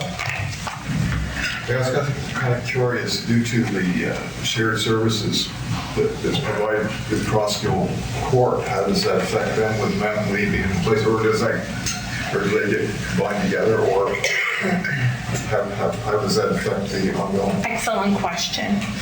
So Crossgill Court is under Housing Nova Scotia. It doesn't belong to Mountains and Meadows Care Group, even though sometimes I think it does, because they're part of us. We provide meals, we provide housekeeping, we provide nursing. If they become unstable and not well, they have a lifeline on their arm that they press. And, you know, outside of COVID, they joined us in activities. If we had barbecues, they were all welcome. Since COVID, though, we've kind of had to draw a bit more of a line and bring stuff to them instead of them coming to us because of COVID. Housing Nova Scotia, we're having those conversations right now. I would like to be able to continue to provide the service we've been providing to Crossdale Court because they're really anxious about what's coming. And the people that are there, most of them, if we wouldn't be providing the services, a lot of them would end up in long-term care. So why would the relationship not continue? So my understanding is Housing Nova Scotia and the Department of Seniors and Long-Term Care are having those discussions right now. Because really, Crossdale Court is borderline RCF. It really is. And I'm just wanting to do the right thing for the tenants there because they depend on us. And I think we're going to let a lot of people down if the relationship changes. Thank you. Any other questions? Councilor Longmire? Thank you. Thank you, Joyce. This is amazing, this booklet. I can't wait to go through it. I've checked it a few pages. I would agree with you, your largest asset, your employees, and I hear nothing but fabulous reports from all of them when I meet them in community. You're growing. Holy, it's amazing. And I'm so glad to know that our government recognizes the needs for these places, these special places for these special people to have great living experiences until their final days. You represent the families in our communities with strength. And you know, I'm grateful because I haven't been able to see my parents to old age. They passed very young. So knowing that you're there to help bridge persons from their homes into these beautiful facilities is outstanding. Recruitment. I'm excited about the recruitment that you speak of. Yes. And I'm so excited to see the international representatives coming this way. I'm somewhat struggling with the challenges that they face regularly with bridging to be certified here in Canada, in Nova Scotia. So I'm hoping that the province doesn't put any stumbling blocks in your way. And housing, right? Because as we recruit, we also need appropriate and affordable housing because some of them are bringing families. And so, you know, I look at Old Mountain Lee and I think there's options and opportunities right there, right? Absolutely. So, yeah, so well done, Joyce. Thank you. Thank you, so Nancy. much. Yeah, thank you. And your board. Thank you so much, Lynn. I appreciate all those comments. Thank you. Councilor Morrison? Thank you. I was going to say, Joyce, that you've presented your normal, understated, commonplace, quiet presentation, but there might be some listening who wouldn't appreciate the irony in that statement. But let me say, it's always a highlight for us when you come here and you infuse us with your enthusiasm and with your knowledge of what you do. I'm very impressed that you share your experience and expertise with other organizations in the province in the same field. My only question for you is, what do you do in your spare time?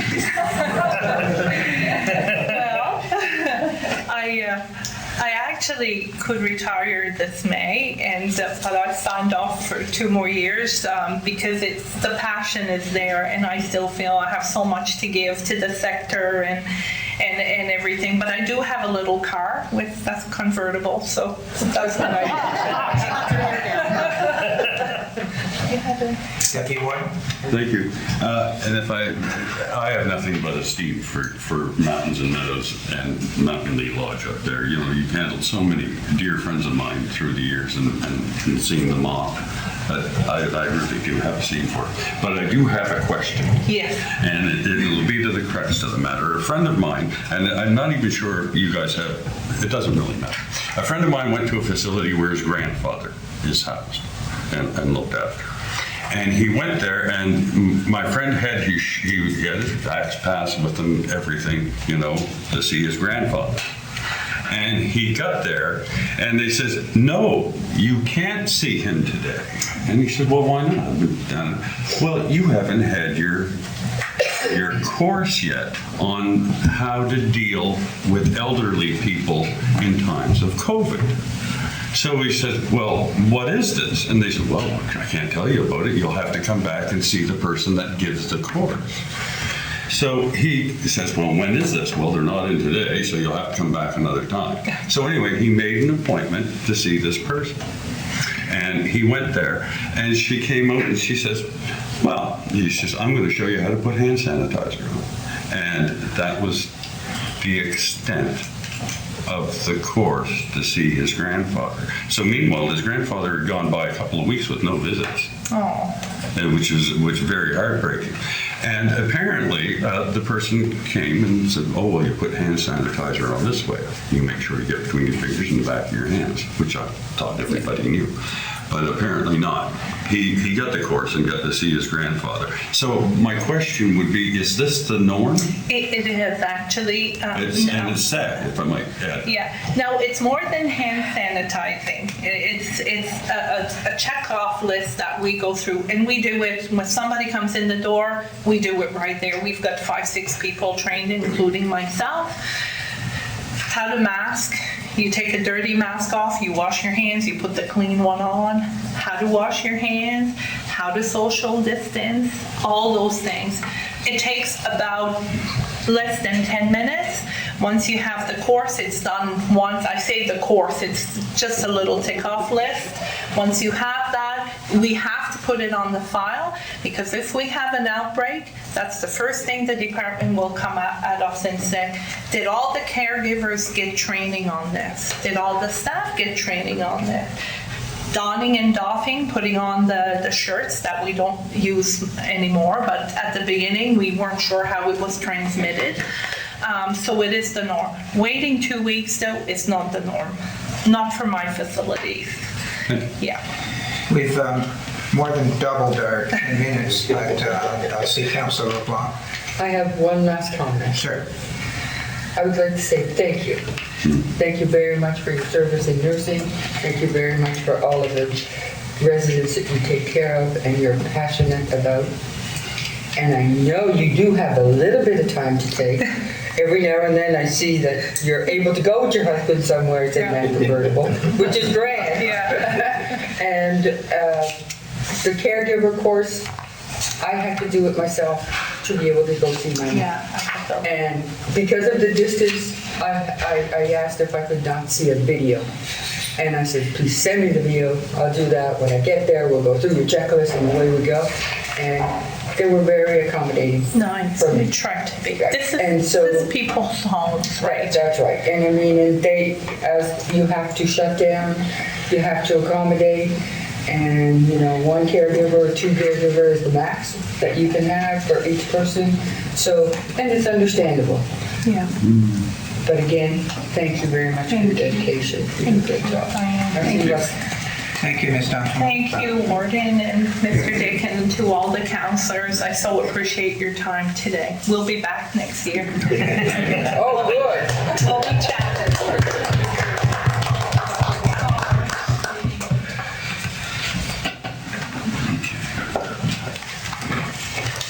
So we're back at 6.8, Mayor versus Warden System of Governance. Councillor Morrison. Thank you.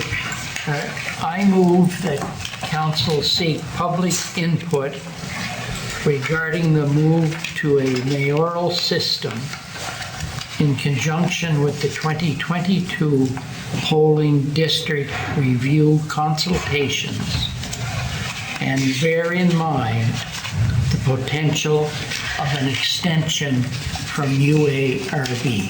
Is there a seconder for that? Councillor Longmire seconds. Discussion, would you like? Sorry?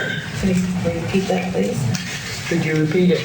I move that council seek public input regarding the move to a mayoral system in conjunction with the 2022 polling district review public consultations, and bear in mind the potential of an extension from UARB. Would you like to open the discussion, Councilor Morrison? Yes. First of all, I have a view as to whether we should have a mayor or warden, and that is that we should have a mayoral system. I finally learned how to pronounce that word. And that I believe we can do the public review in conjunction with the polling district review. I believe that is doable in the current time frame, and if it proves not to be, then we should seek an extension of 6 months from UARB. Thank you. Mr. Dick, can you comment on what Councilor Morrison brought up about the timing? I would personally be more in favor of that than going to a plebiscite in 2024, only because there's a communication issue in terms of identifying that plebiscite question in 2024. And so there's going to be time involved at the staff level to develop a question that people understand. And maybe more importantly is, regardless of what happens in 2024 with the plebiscite, the next council that's elected in 2024 will be making a decision of what they may want to do, and that won't be impacted until 2028. So if this council is interested in doing something sooner or not, a decision won't be made until 2028 should council decide to go to a plebiscite. Further comments, Deputy Warden? Thank you. And I like Councillor Morrison's motion. And my query is this: we're going through and having all these public meetings now. I suppose that would convolute things if we were to ask that question now while we were. Are you talking about the planning session? Yeah. No, this is, we have to go through it's a whole different series of meetings with respect to the redistricting. That's right. So it would be during those. They haven't been set yet. So that is when we would poll people. Okay. Yeah. I'm good. Thank you. Clarification is good. I don't see any other hands up. Okay, Councilor Redden.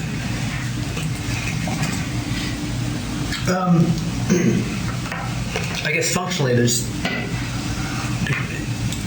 as long as we can review both of these simultaneously. I'd previously been under the impression that we can't do the public consultation simultaneously, but that's probably just my own assumption. Before you go any further, let me get that clarified. Can we do the mayoralty thing at the same time we do the redistricting thing? I'm not aware of any reason why we couldn't.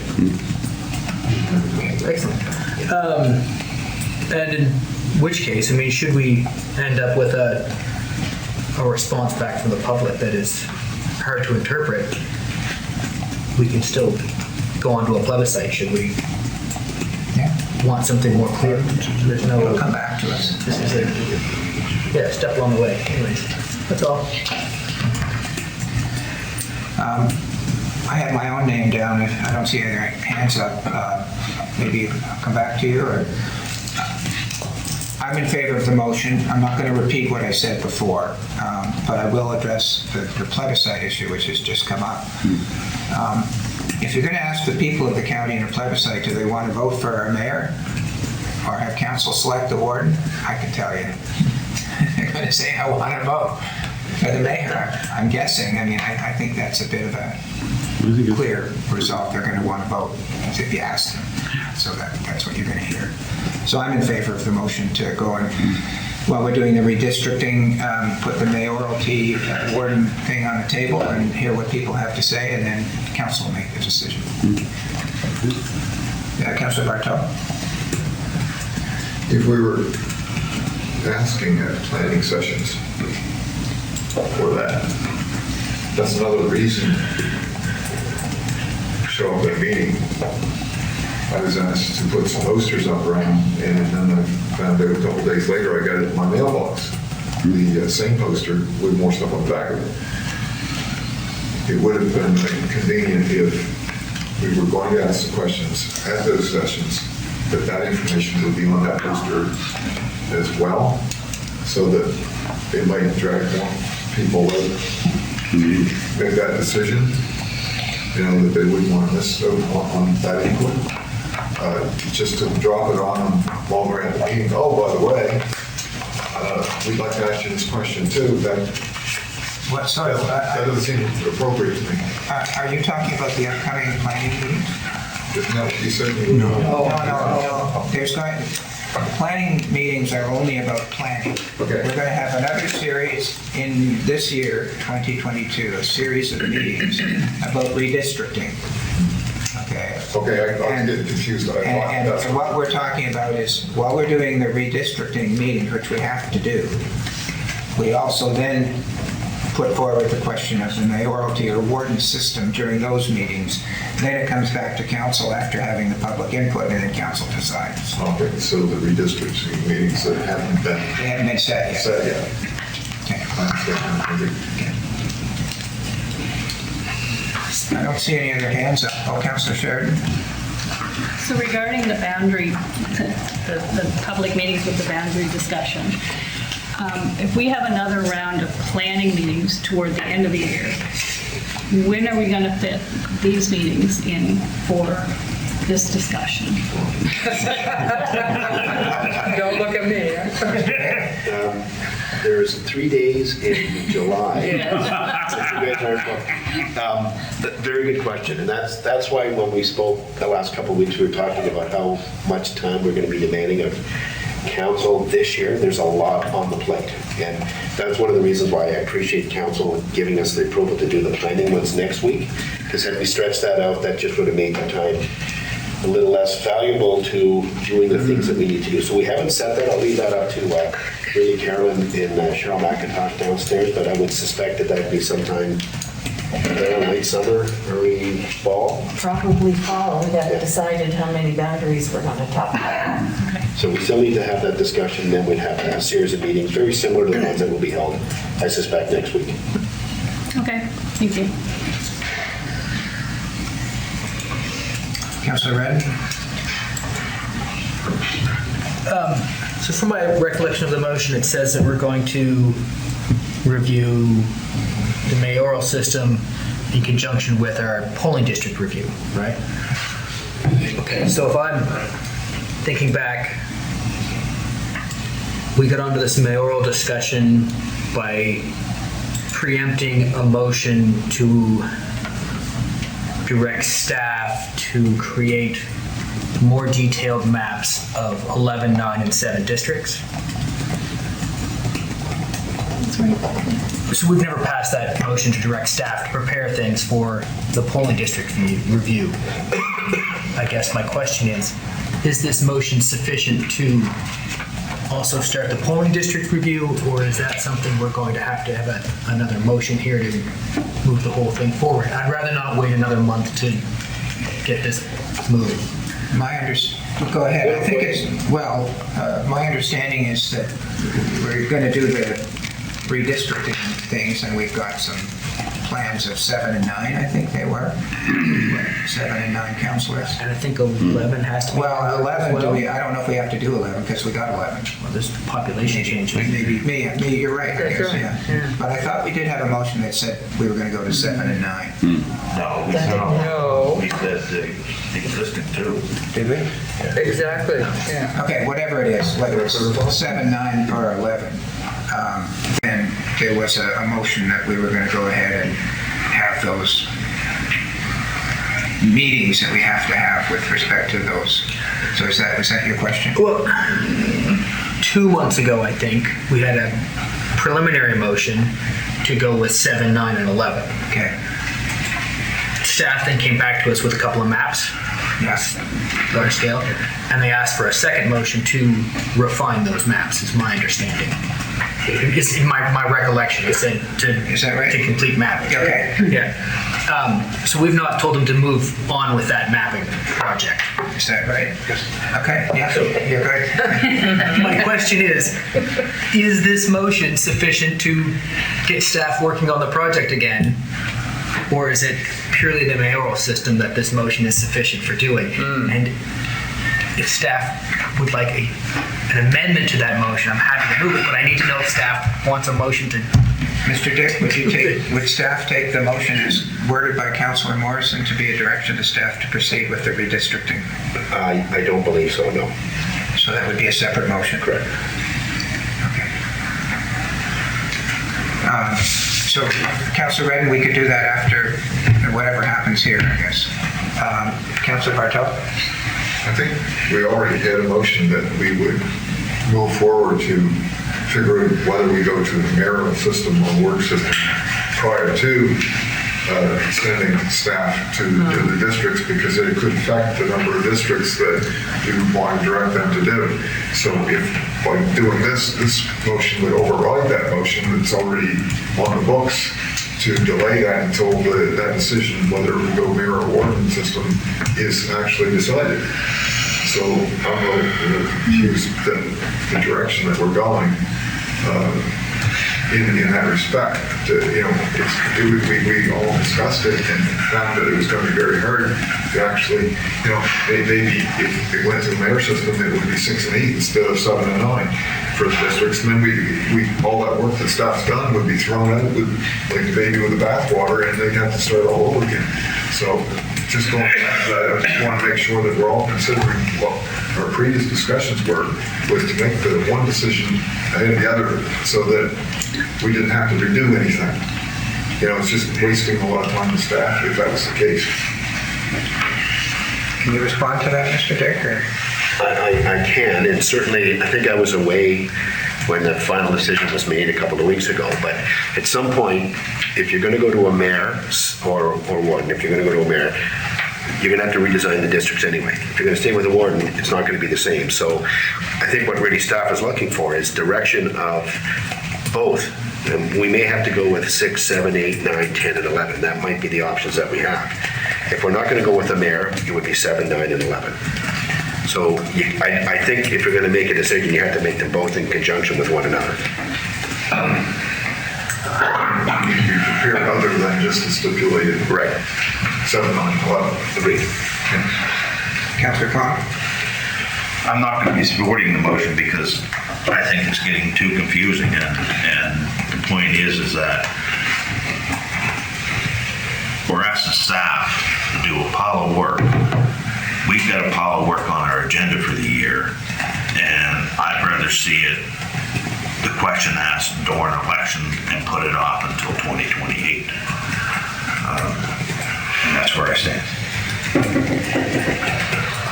Any other comments on the motion on the floor? Seeing none, I'll call for the vote. Could you read the Would you like it motion? read? Yes. Would you like to read the motion? Was the seconder Councillor Longmire? Yes. Yeah, no. It was moved by Councillor Morrison, seconded by Councillor Longmire, to seek public input regarding the move to a mayoral system in conjunction with the 2022 polling district review public consultations, and bear in mind the potential of an extension from the UARB. Call for the vote. All those in favor say aye. Raise your hand. Aye. Aye. All those opposed? Looks like it's 8-3, it passes. Now, So I have a question. thank you, Council. Go ahead.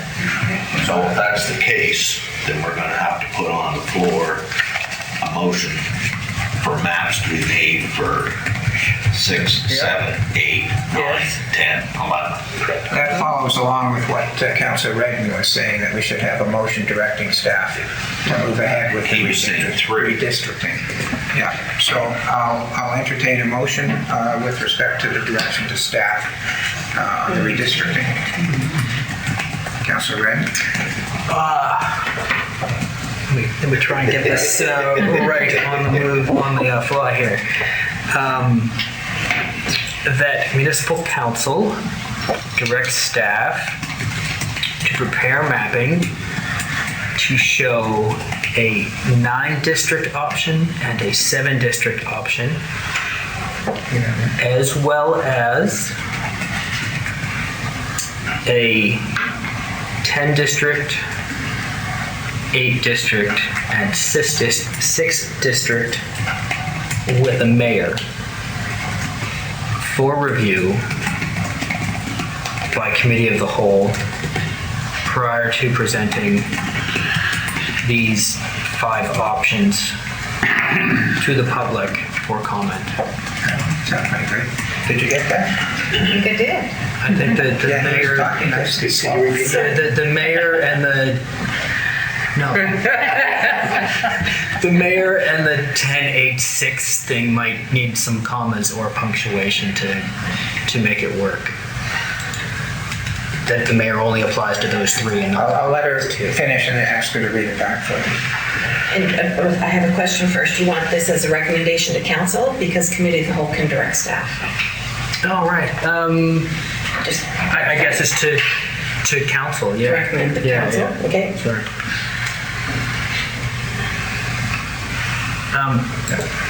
This says for review by committee of the whole, from committee of the whole. Yeah, so we should be directing staff to bring these back for review by the committee of the whole. Right. That's what we're trying to do. That's right. Do you want to read what you have there? So is it for council to direct staff, or are you directing staff from here? No, I think I guess we have to recommend, don't we? Yeah. Who's the process? We can Can we direct the staff? CAO. We can direct the CAO, which is our staff. Committee of the whole can do that?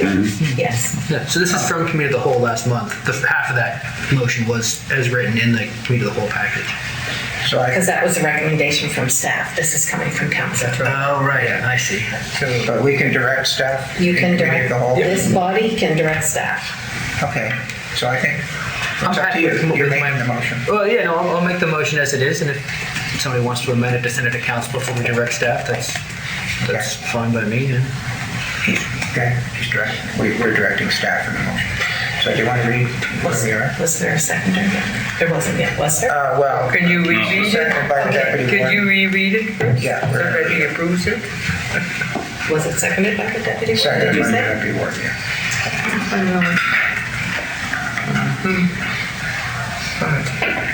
It was moved by Councillor Redden, seconded by Deputy Warden Gunn, to direct staff to prepare mapping to show a 9 and 7 district option,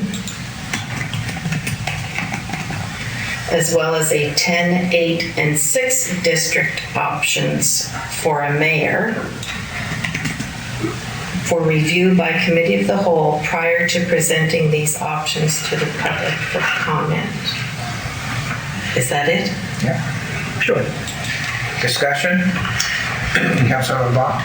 So we want only 7 and 9 and not 11 for the first part? That's my question.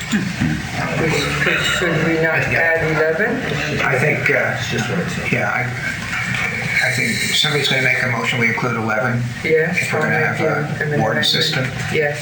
You making that amendment? Is there a seconder? Councilor Cotw seconds. So to include 11, and I guess it's 7, 9, and 11. Discussion on the amendment. Councilor Bartow. Can I amend the amendment at this point? I think you can do it once. It's just for clarification that the 7, 9, and 11 refer to warden system. It doesn't say that in there, but it did say that 6, 8, and were for the mayor. So it's basically providing 2 options. So we'd like to amend saying 2 options. The first regarding the warden system, and the second regarding. Yeah. Is there a seconder for the amendment to the amendment? Deputy Warden seconds. Was there a seconder for the amendment? Yes. I'm sorry, I got to do this one step at a time. So it was So here's where we are. The amendment to the amendment is that if the amendment passes that we include 11, we're also, the amendment to the amendment is regarding warden system. So right now, we're just voting on, do we put the words warden system in reference to 7, 9, and 11, just so we're clear, okay? So anybody want to comment on the amendment to the amendment? Is there a seconder on it? Yeah, Deputy Warden. I don't see anybody, so I'll call for the vote on the amendment to the amendment.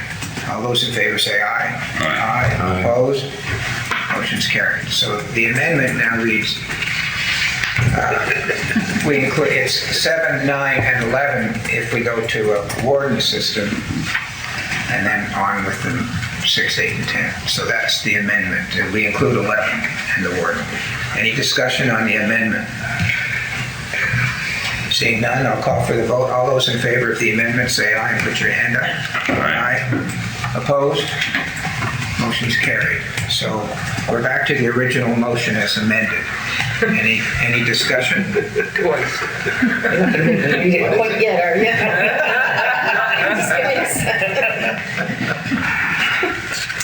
Any discussion on the motion, Councillor Con?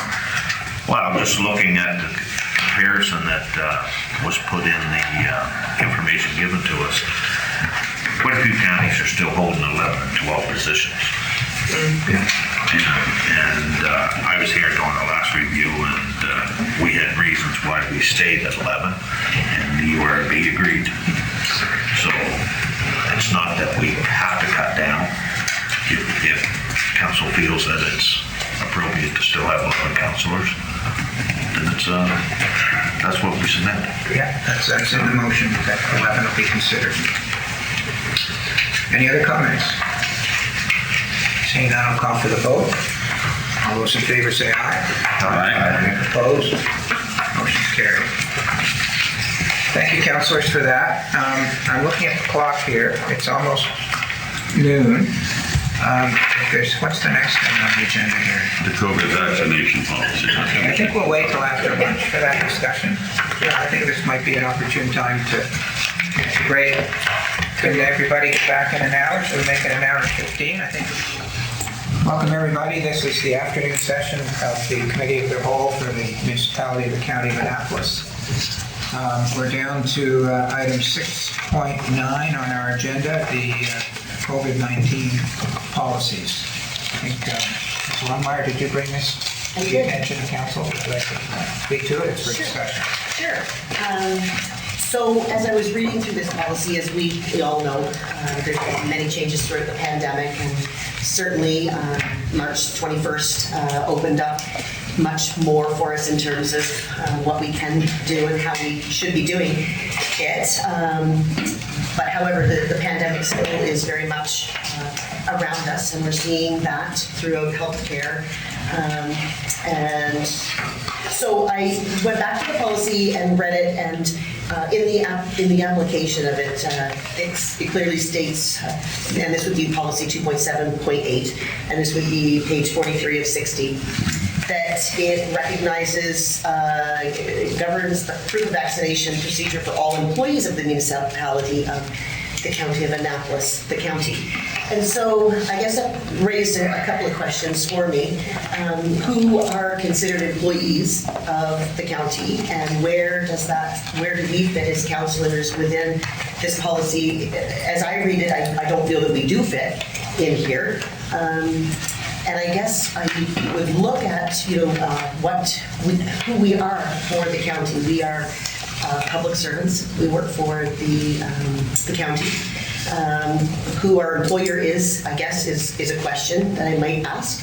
And what practices we're actually instituting to create a safe workplace within the county office.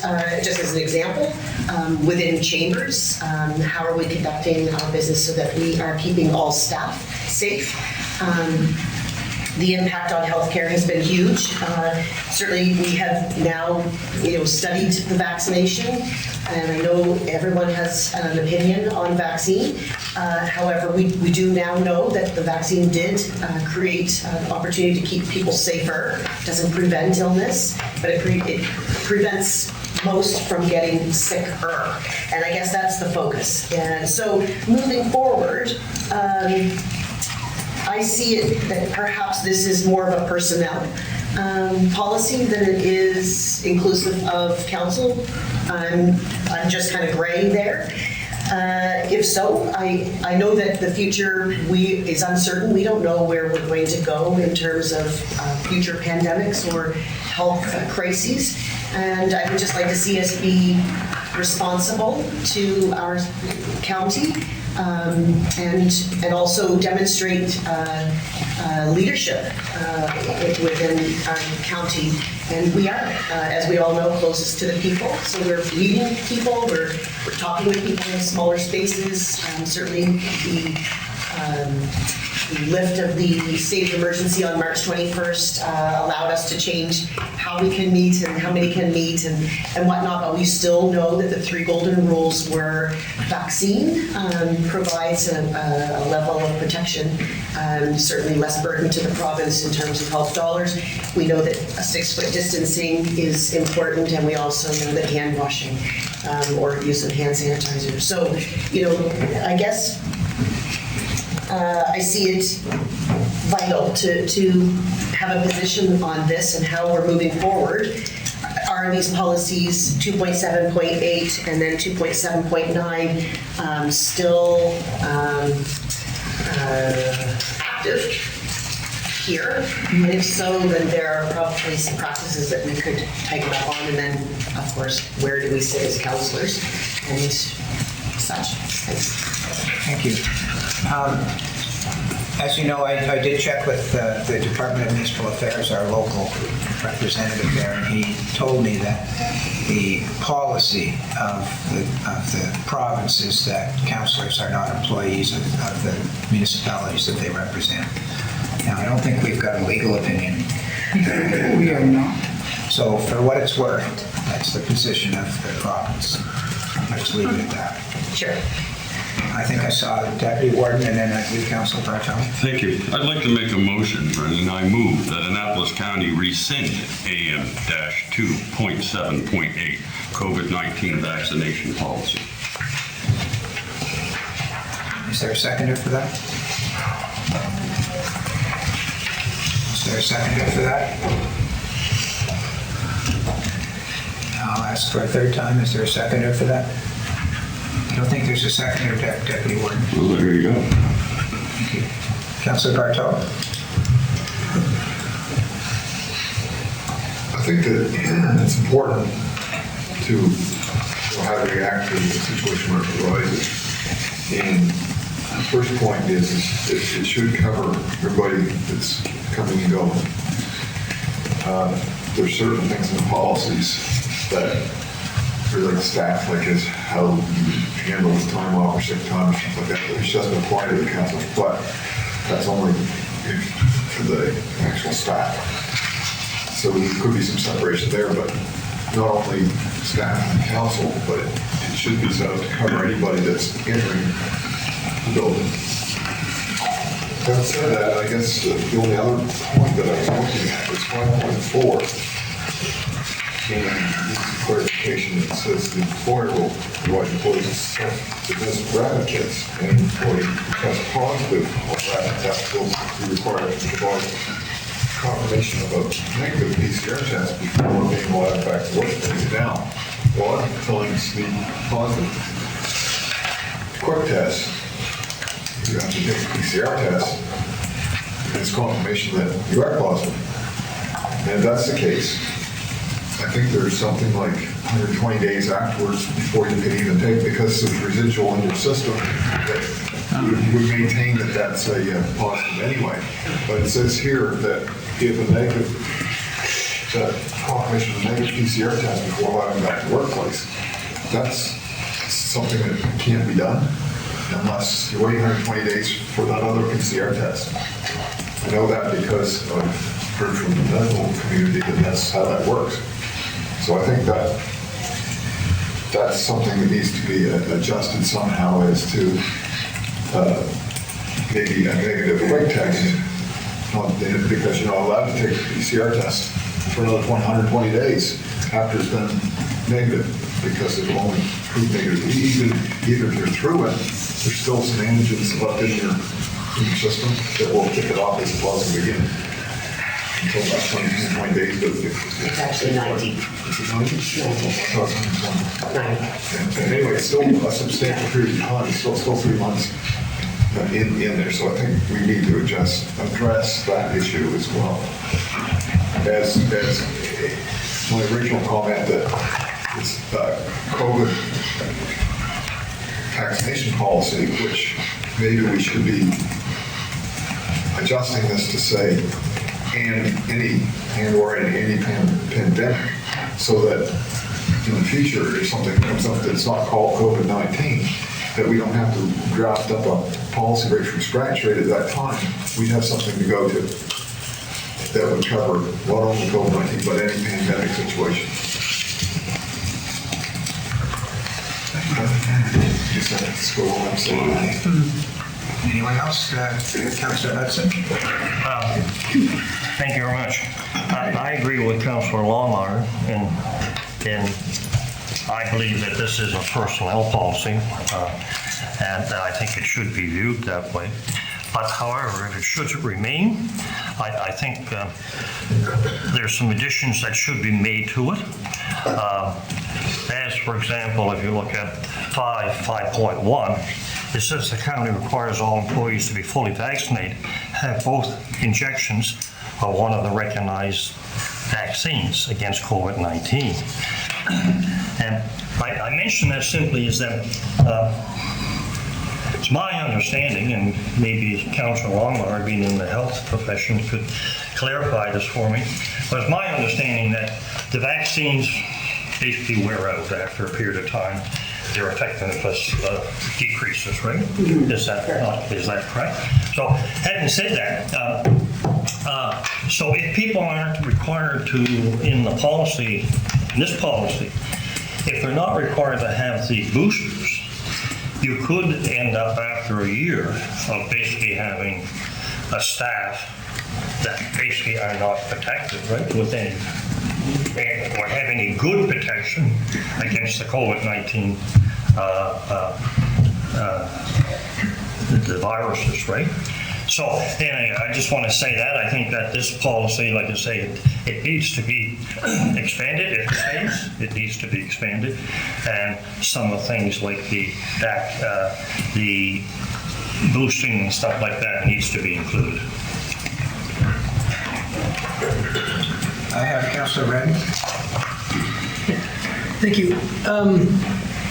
So staff has told us that CRA, which is federal, says that we are employees for tax reasons, right? Is my understanding. And so, read a little bit of the MGA, and I agree we're not employees. Employee is not defined under the Municipal Government Act, but if you look at, say, Section 20, it says we can't be employees. Well, we're counselors, and I think it's 32 talks about the CAO's responsibilities and how he's in charge of hiring all the employees and things like that. So it sort of leads us that under the MGA, we're definitely not employees.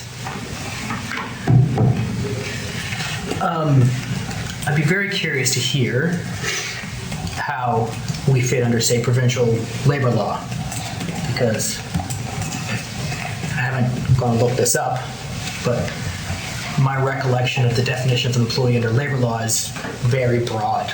Basically, if you're paying somebody money, you're an employee, or similar to that. So I'm curious about the department's stance on us not being employees. I would kind of think it's very contextual. I don't know how these definitions all work in the field of law, outside of my realm of expertise here. But I know when we passed this policy, we explicitly said that it covers both staff and council. And I thought we'd had some opinion from, I thought I remember us being told there had been some consultation with our lawyer about the application of this policy, but I may be misremembering. It was quite a while ago.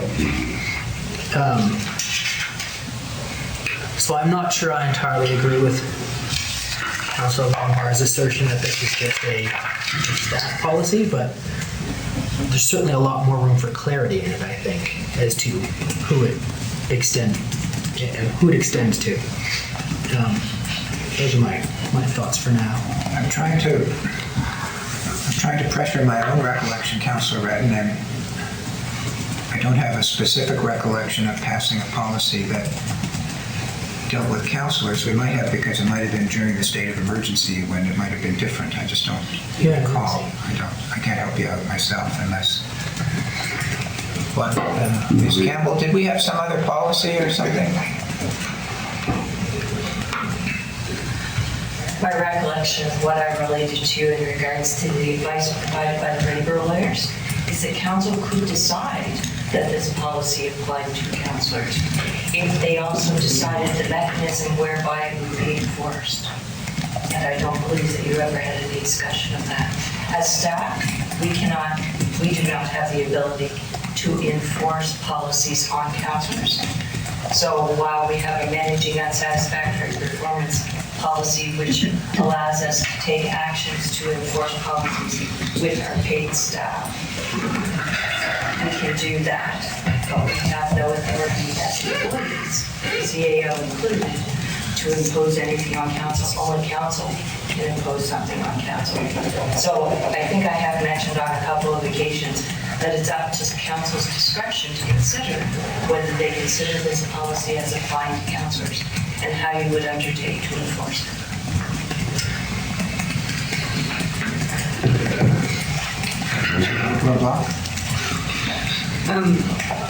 I agree with what Don is saying. I have to say that I also remember that when we passed this, it was to be for councillors as well, because we deal with all staff members individually or as in a group or sitting in a group like this at council. So if we work here and we're looked at the employees and sometimes non-employees, and the pendulum will shift depending on what you talk about. But we come in this building to work. So why would we have passed COVID-19 policy for only the people in this building, where we met off-site because it was larger, but we were still meeting with staff, so we were still in a group.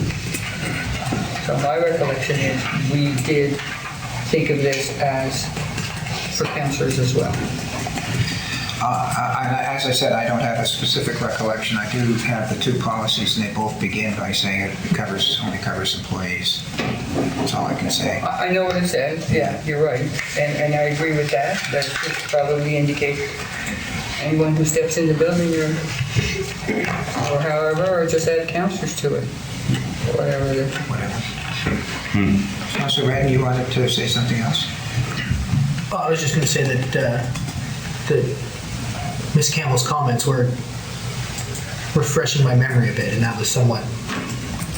I remember her. It made a little more sense to what I remembered. That's all. Okay. Deputy Warden? Thank you. What I remember is that when I queried you about that, Warden, you said you had reached out to Municipal Affairs in Halifax, and they had given you direction that the constitutional challenge would be yours, and I think that's where some of or the counties, and that's where some of that came from, I believe. Let me just clarify that. My recollection is that Jason Hahn told me that it's the policy of the Department of Municipal Affairs that councillors are not employees. I don't think I went any further than that. Okay, that's fair. That's fair. So the point I'd like to make is, I think this policy is kind of redundant because we have a policy we put in place last month that allows the warden to require meetings to be held virtually or not virtually, and to grant councillors the opportunity to be there or attend virtually. a similar policy could be enacted for the CAO to allow staff to work from home, right?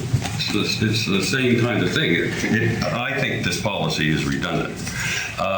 There are counties in the province that never went through this, and they got through it all fine. And they didn't lose employees, as we have. And, it's just a matter of time. If you coerce people, that you're going to be challenged. We're going to get challenged on this. And if we coerce our employees and all of us to take shots that are proven, and the statistics are out there right across the country on the effects of these shots. And if we coerce our employees to get a vaccination, we could end up in the courts. That's all I have to say on that matter. Thank you. Anyone else? Councilor Longmire, would you like to close the discussion? I would, but I'd like to put a motion on the floor that we consider as council to bring about some policy that provides a level of protection for councilors, that either we are a considered part of this if we are, or if we're not, we need further clarity, or we need to come up with a policy that speaks clearly to our position as councilors. Can we try and put that a little more succinctly? It's just, Can I try to help you out? You can. Direct staff to, I'm trying to draft a policy that would include counselors.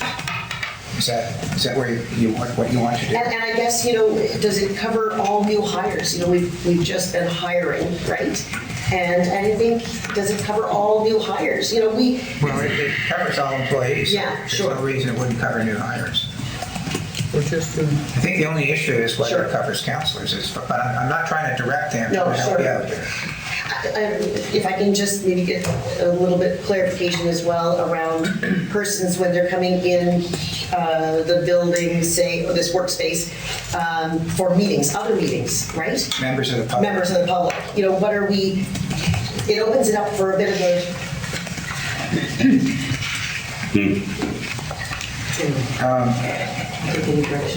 Can I just ask Mr. Dick, do we have a policy that applies to the public coming into the... Not any longer. And I will be perfectly honest, when this was lifted by the province, I wanted to maintain this policy in this office. And I asked every staff member in the building, and I think with me as the lone exception, staff was willing to allow the public to come in the building. I was the only one that wanted to maintain the mask mandate, and I wanted to have proof of vaccination, and I honestly don't believe that the rest of the staff were willing. They said, "You're not wearing masks in the grocery stores, so how can we enforce it here?" There you go. And my thought is I'm protecting this group here, but that was the choice that they made. And in terms of all employees, it is part of our hiring practice that they all have to have proof of vaccination. Not to lose the thread, there's a motion on the floor. Sorry. And I'm trying to, can you try it again, maybe after, just in one sentence, what your motion is? I guess we're looking for a policy to address counselors around the COVID-19 vaccination policy. So to direct staff to draft a vaccination policy for counselors? How's that sound?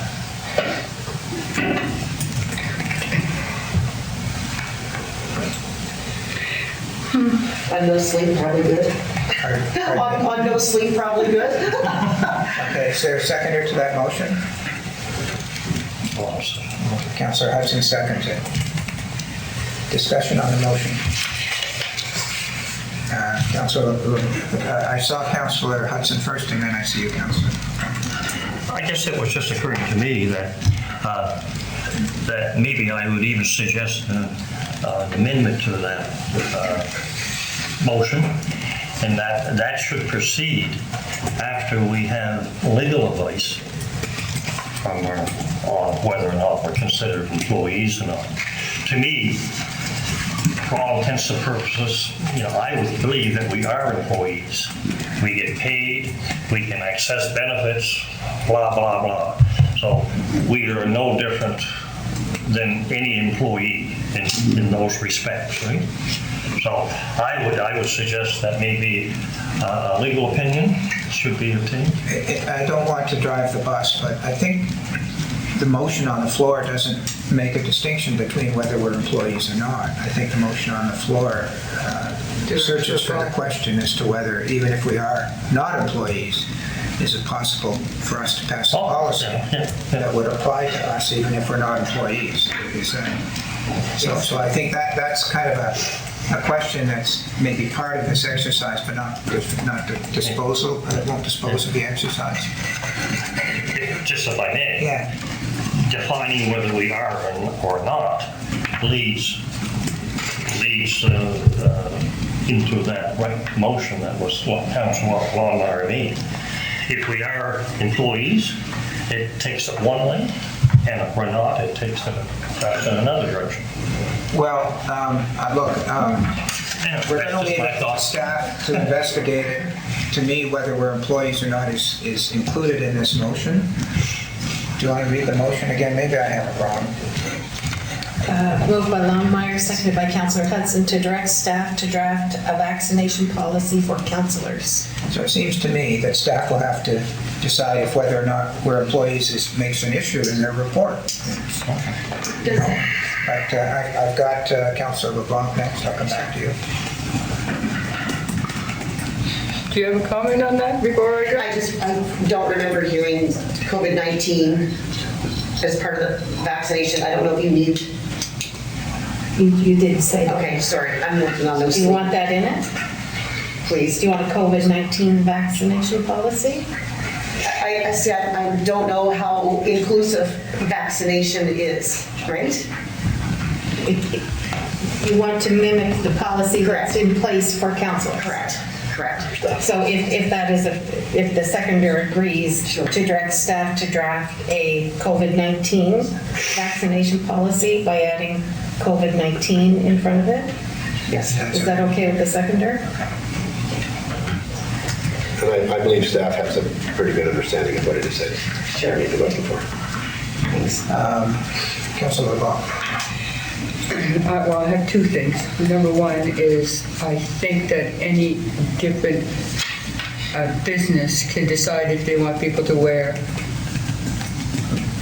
masks or not. So it's depending on the different places that you go. So just because one place says no, doesn't mean everybody says the same thing. So that's something that has been left to every individual. Secondly, it's exactly what Karen just said. I was going to say, we're basically going to send staff to mimic what they already have done, but put it for the councillors. Is that my drift of this conversation? And obviously, I think it's to develop a policy that would apply to councillors. Yeah, which would be exactly what we have already done, as far as I'm concerned. Policy for councillors.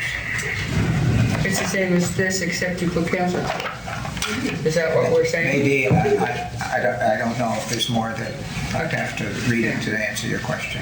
That's the idea. Yeah, and the thing about being employee or not, it all depends on who you're going to ask. Because you're going to be an employee at one point. Oh no, you're not an employee. We've been going through this for how many years, right? It's just that everybody decides whatever they feel that day, I guess. That's all I'm going to say. Right. Any other comments? Seeing none, I'll call for the vote. Ms. Campbell, did you want to say something before we vote? I just wondered if I could get a clarification. So clearly, municipal advisors have said that should it be council's wish that this policy can apply to councilors, but the council will have to come up with a way of enforcing it. Quite simply, we could clarify this policy by adding a sentence in the very first paragraph, which says, for the purposes of this policy, municipal councilors shall be considered employees, and then it would all apply. But my question would be, If we as staff cannot enforce the policy on counselors, but only council can enforce the policy for counselors, how is it going to get enforced? Or the warden. Or the warden. It's that person up there. And that'll be addressed. I'm ready to call for a vote on the motion. Didn't like that. All those in favor say aye and raise your hands. Aye. Aye. Opposed? Nay. Recorded. Thank you. Thank you very much. Where? 6:10. This is just a scheduling matter. We have scheduled a special committee of the whole for June the 1st to deal with the amendments to the policies for the conduct of council meetings. And also, I'm anticipating the removal of 8 policies and then a new, new HR policy that we're beginning shortly, I take it. I personally think this will take quite a bit of time, if not a whole day, to deal with these issues. I know there are a number of issues I saw just in the policies of council that I think a lot of councilors will want to have a say on. It turns out that councilors Longmire and Bartow, when they're going to the FCM meeting, are going to have to leave at noon to get their flight. So even if we start at 9, I don't know if that leaves enough time for them to be here for the whole discussion. And again, I'll admit to my own bias, which is I'm flying in from Toronto the previous night at 9 o'clock. I'm prepared to get in the car and drive home and come to a meeting at 9 o'clock the next morning, but I may not be as crisp as I usually am.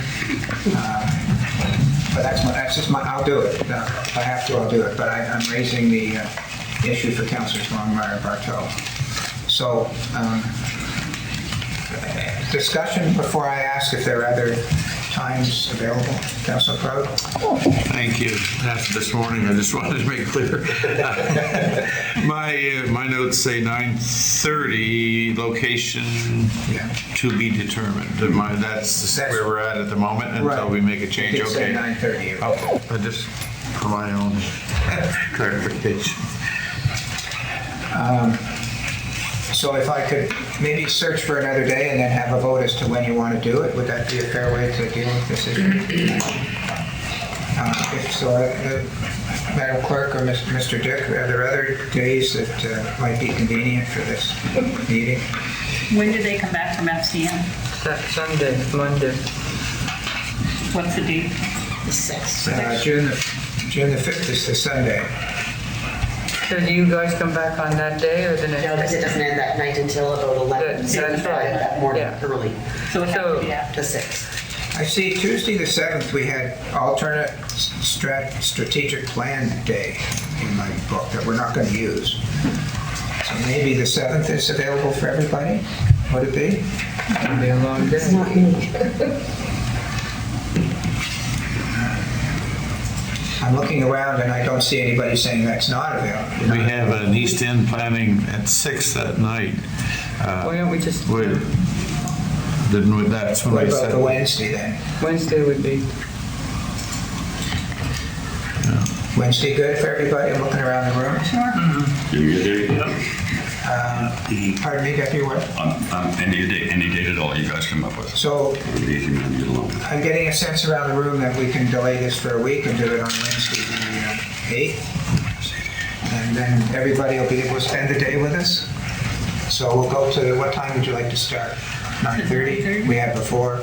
I like 9:30, but I'm happy to meet at 7 in the morning. If you What day is it? Wednesday, the 8th of June. I don't know that I'll be here. Oh, you may not be I here. don't think so. I mean, you can do it without me, but I don't think I'll be here. When are you leaving? I haven't decided yet, but I'll be home for the 7th. You're going to be home for the 7th and the 8th. I could be back by 1 o'clock on the 8th. What about Thursday, the 9th? that's good for me. It's something that an day. organizational meeting. Yeah, Yeah, the 10th is, 10 in the morning, our regular times, putting 9:30 in there. Just Okay. yeah, we'll get to that once we get a day. 10 o'clock. You want to do it the original date, I will, and everybody wants to hear by 7, I'll make breakfast ready. Thank you, nice. I may not sleep then. Where are we? Friday the 3rd? I can't do from 2 o'clock on Friday the 3rd. Nor can I. Oh, no, that's right, I'm looking at the wrong week. You need to be at the 8th or the 9th or not the 10th. So then we go to the next week. So David, you're not here the 7th or the 8th? I'll probably be home the week, leading up to the meeting. I'll be back on the 8th, I think. So you can do the 9th. Yeah. What was the problem with the 9th again? Is that Thursday? Yeah. Yes. I'm not available. And there's some sort of medical thing that day. NSFM meeting. Meeting on the 9th? Yes. Is there? And what about 13? What was the, Councillor Cotw, you had a meeting at 6. What day was that? Wednesday?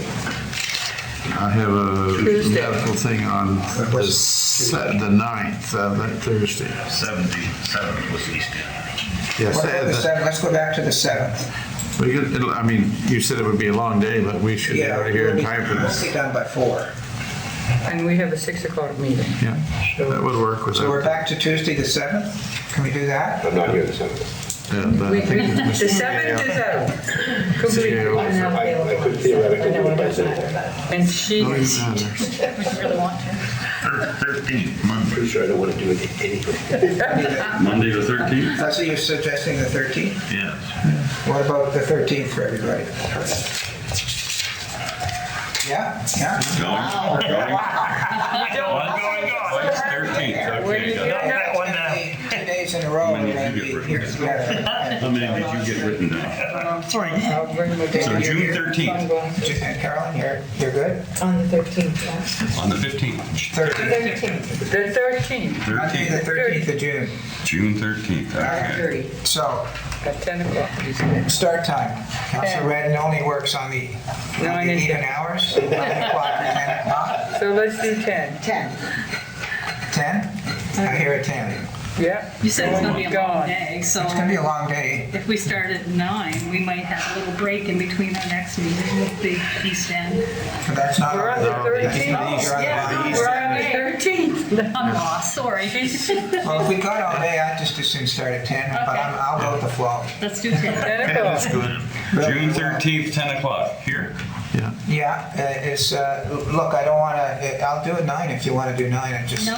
No, we're doing some- 10. Some people have to drive 45 minutes to get here. That's right, we're doing policy and HR, right? 10 o'clock on 13. And it will be in chambers. We In had chambers. to be determined. Yeah, the to be determined was dependent on if you wanted to Zoom it or not. But you'll all keep coming in, so. We all keep So that'll be a committee of the whole meeting? That is a special committee, the whole, yes. Special. And that's for Policy. procedure, HR and policy. procedure and HR. We'll be done by 10:30. All David's right. making us Remember the And if you lose, what do we get? You make us lunch, right? I did say it was 10:30. You're smart. Okay, thank you, council, for that. Councillor Hudson? Yes, just one thing. So we can prepare for this meeting, can we get an email that's just going to list the policies that are going to be reviewed? There's 8 or 9 of them, is there? No, that's the HR. You already have the draft changes to the procedure. Yeah. They're in our previous package. Yeah. But maybe, I think they were actually sent out a second time, weren't they? We've gotten them twice, yeah. I'll send them again. Because there's 2 items on the agenda, I will probably do an agenda. And if I'm doing an agenda, you'll get them all again. And I don't know if the HR ones may go out prior to that so that you can have a look at them, but they will certainly be included in an agenda package. Councillor Cotw? So the new policy on the meetings, was the 2 old policies put in that last email for us to compare against? There's no comparing, but I can send you the other policies. Well, we want to see for what's being review. dropped and what's being Yeah. added. I mean, comparison. Well, yeah, I'll make sure that the ones being repealed are included as well. And I think the genesis of Councillor Hudson's comment was that if we could get the new draft policy on HR as soon as possible, it would be appreciated. Yeah. Councillor Bartel? That includes all the policies, like there was some hint that there was other ones that was going to be brought into that. Other what? Other policies that were. HR, what we're doing was consolidating all of our HR policies into one. So there's some differences, and we'll highlight the differences. The procedural bylaw is just how the meetings run going forward. Should council agree to it? There was 2 to 4, but I think there was some comments that there was others that was going to be incorporated into that. That we weren't brought up to speed on what they were. And we had a list of all of them. But I don't want to reach for that. I'm sure that as soon as the information is ready, I've been encouraging staff to get it out to all councillors as soon as possible with whatever explanation is reasonable. Sounds good. Okay, thank you for that. Next, 6.11, Bridgetown School rezoning. Now, just a sec, we have a fairly long recommendation. Is this, do we have to do all 3 of these? We do that. Which means you have to discuss dates before you get to the bottom. I have to discuss the dates before I get to the bottom? Well, the last one is to set dates. So your motion isn't going to be to set the date. Your motion is going to be to set this as the date. Okay, Deputy Warden, you want to read these are motions ready to go, Mr. Dick? Yeah. Yes, sir. We put those on the floor? Well, there. The recommendation that municipal council consider for processing the application from CMH on behalf of the municipality of the County of Annapolis to amend the Bridgetown Land Use Bylaw, LUB, text and zoning map. The amendments will include rezoning the land identified as parcels PID number 051444787, 051444795, 051444293, and 050500475. In the community of Bridgetown from institutional I-1 and open space O1 zones to the residential multiple R2 zone, as well as the removal of Part 9.3.2D regarding the location of the multi-unit buildings on local streets. The aforementioned text and map amendments will permit the redevelopment of the property from a formal school to a multi-unit residential development consisting of 16 two-bedroom apartments. That Committee of the Whole recommend to Municipal Council that as part of the processing of the file number 66520-35 2022 LUB-001 CMH Old Bridgetown School, Bridgetown LUB Text and Zoning Map Amendment Application to adopt a public participation process involving the referral of the application to the Bridgetown Area Advisory Committee and the Planning Advisory Committee, PAC, for their review and recommendation.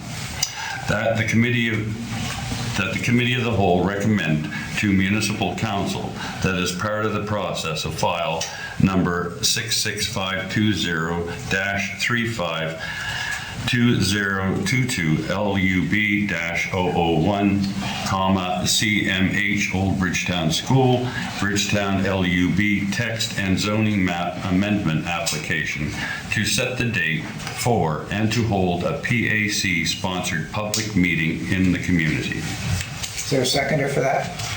Councillor Hudson seconds. Discussion?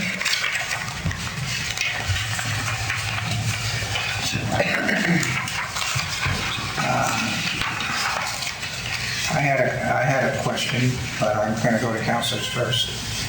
Councilor Hudson? Just a quick question regarding that one piece. Have we got title to that little piece? That was going to be my question as well. Well, who doesn't want to know the answer to that? So, I think last time we spoke about this, the province said that it was a mistake, that it should have been done, and then we spoke to them again, and they said, no, it wasn't part of it. And then as of yesterday, the ministry said, yes, we made the mistake. Can you call your lawyer to get it done? And this is the province's mistake, so I told Janice to have the province make the appropriate change. So that will be part of the transfer. At some point in time, whether we'll have a mayor in place at that point, time will Just a follow-up question. Is that particular piece zoned residential or is that institutional? Open space at the moment. It's open space, okay, thank you. Open space? Yes. So that will have to be rezoned? We're going to rezone it all to residential R2. Yeah, R2. Councilor LeBlanc? So which PID number is the one we don't have yet? The one ending in 475 or? Yes. I'm only saying that because I can see Linda nodding her head. So. Yeah, no, I was going to say, you're kind of quick on that. So that smaller piece in front there. So I'll go ahead with my question. I don't see any other hands up, but you feel free to jump in after me. I'll address this to you, Mr. Dick, and perhaps through you to Mr. Lamb. I note that one thing that's proposed here is to remove Part 9.3.2D regarding the location of multi-unit buildings on local streets. Okay. Now, I understand that you have to rephrase that. We have to do something with that provision in order to allow this residential development to go ahead. I thought, without knowing, that there was a reason for that provision to be in the land use bylaw. And there likely was a good reason for it to be there. It seems like it's a good idea. Is there any way that we can allow this development to go ahead as planned without completely removing that section from the land use bylaw? Is there some way to make a variance or some way to do something? Because if we remove that from the land use bylaw, then that opens up other multi-unit buildings on local streets, which maybe we don't want to do. Good answer. Perfect. So currently there couldn't come up with another way to allow that under the existing land use bylaw. It does, as you say, open up the floor for more multi-unit buildings to go on other local streets. In some ways, we are maybe fortunate that we are about to start the review process for all of Bridgetown. So that would be a small window where that would be allowed. But there aren't any variances we could grant that would ignore that clause without removing it. And that's kind of where we ran into the issue. And without it being removed, the project would not be able to go forward as it's stated. Okay. Councilor Bartel? Through you. So you're saying that in the past, with properties, you can request variances, correct? For some things, yes. And so why wouldn't we be able to consider that as a variance for that specific property? So the Municipal Government Act outlays what things we are and are not able to grant variances in. Many of them including need to actually be outlaid within the land use bylaw itself to even us consider it, which this one does not. But allowing that type of use is not one of the options that the GA allows us to do as a variance. So basically, we aren't given that power to grant that kind of variance. It has to go through the land use bylaw. It's a zoning issue. It's basically what it comes down to. It's not as simple as saying you change it and have a part 9.3.2D1 or D2, like just to add a new. There is a possibility for that. Usually how that would work out is usually it's called PID zoning, and we would have to specifically take that PID and work it in. It's a bit of a messier process. but it is an option. That is something we could try to do, but it wouldn't work out quite as easily as just taking out that bid, since we are going into a review process. We're basically signaling out a bid, making it a unique case, and then when we go to address it later on, we'll be running into that problem again. I guess my concern is, don't solve a problem by creating another problem, like by changing that whole bylaw to solve it for this one property. Be it a little messy or not, if we can do it, I think that would be the preferred direction I want to do. That we're not opening up new issues that down the road somebody's going to want to have the variance to put it back. Don't create a problem by solving the problem. I guess I've dealt with a lot of stuff in the past with what I used to do for a business, for a living, but so I'm just asking that. So it is possible to do it. It's just messy. But one of the options we could do, if that's something that council is interested in, because this is just the beginning of the process, when this recommendation and this report get to, say, the Area Advisory Committee and the Planning Advisory Committee, both of those groups, if they so entitled to, could make a recommendation to amend it then, so that when it goes to first reading to council, maybe we come with that instead. That might be the best place to do it, rather than trying to amend the current report and the recommendation, if that makes sense. So that way we'd be able to discuss it more, and I could bring a more detailed report on what the pros and cons of both options are to both committees, and then finally to council. Yeah. I just think we're missing, we try to. Yep, and that's a good point. Councilor Cotw? But as we're reviewing our status of our zoned areas now, that might maybe even the community sees that it's been a hindrance to the influx of buildings for rental properties. They may want to take it out completely.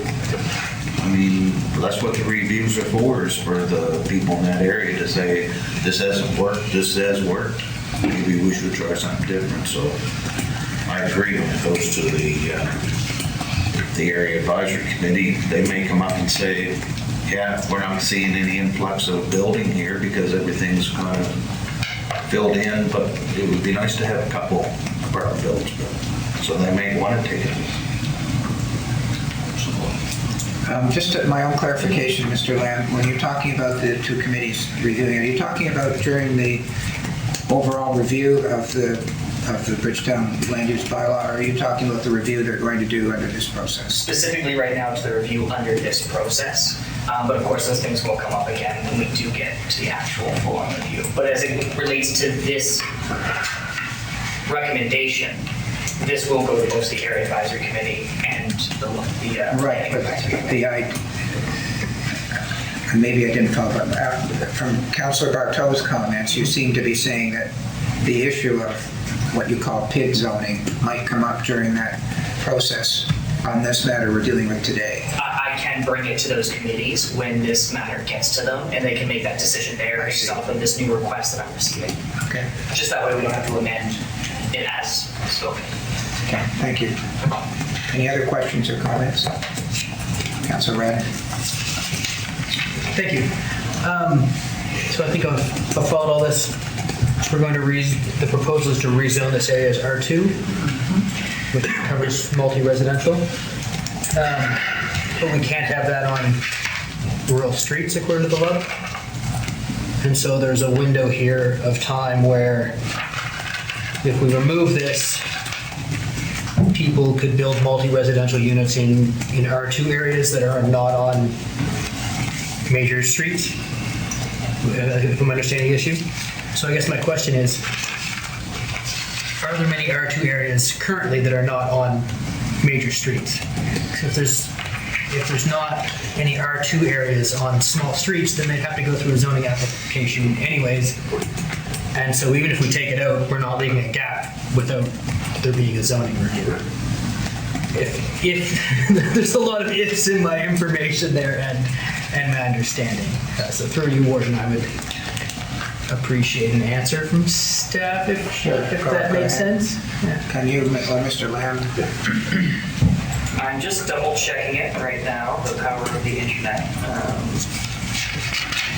Look at the map on my computer if you want. No, I think I've got it here. It seems like anything that's currently zoned R2 that's not located on a local street has already been developed.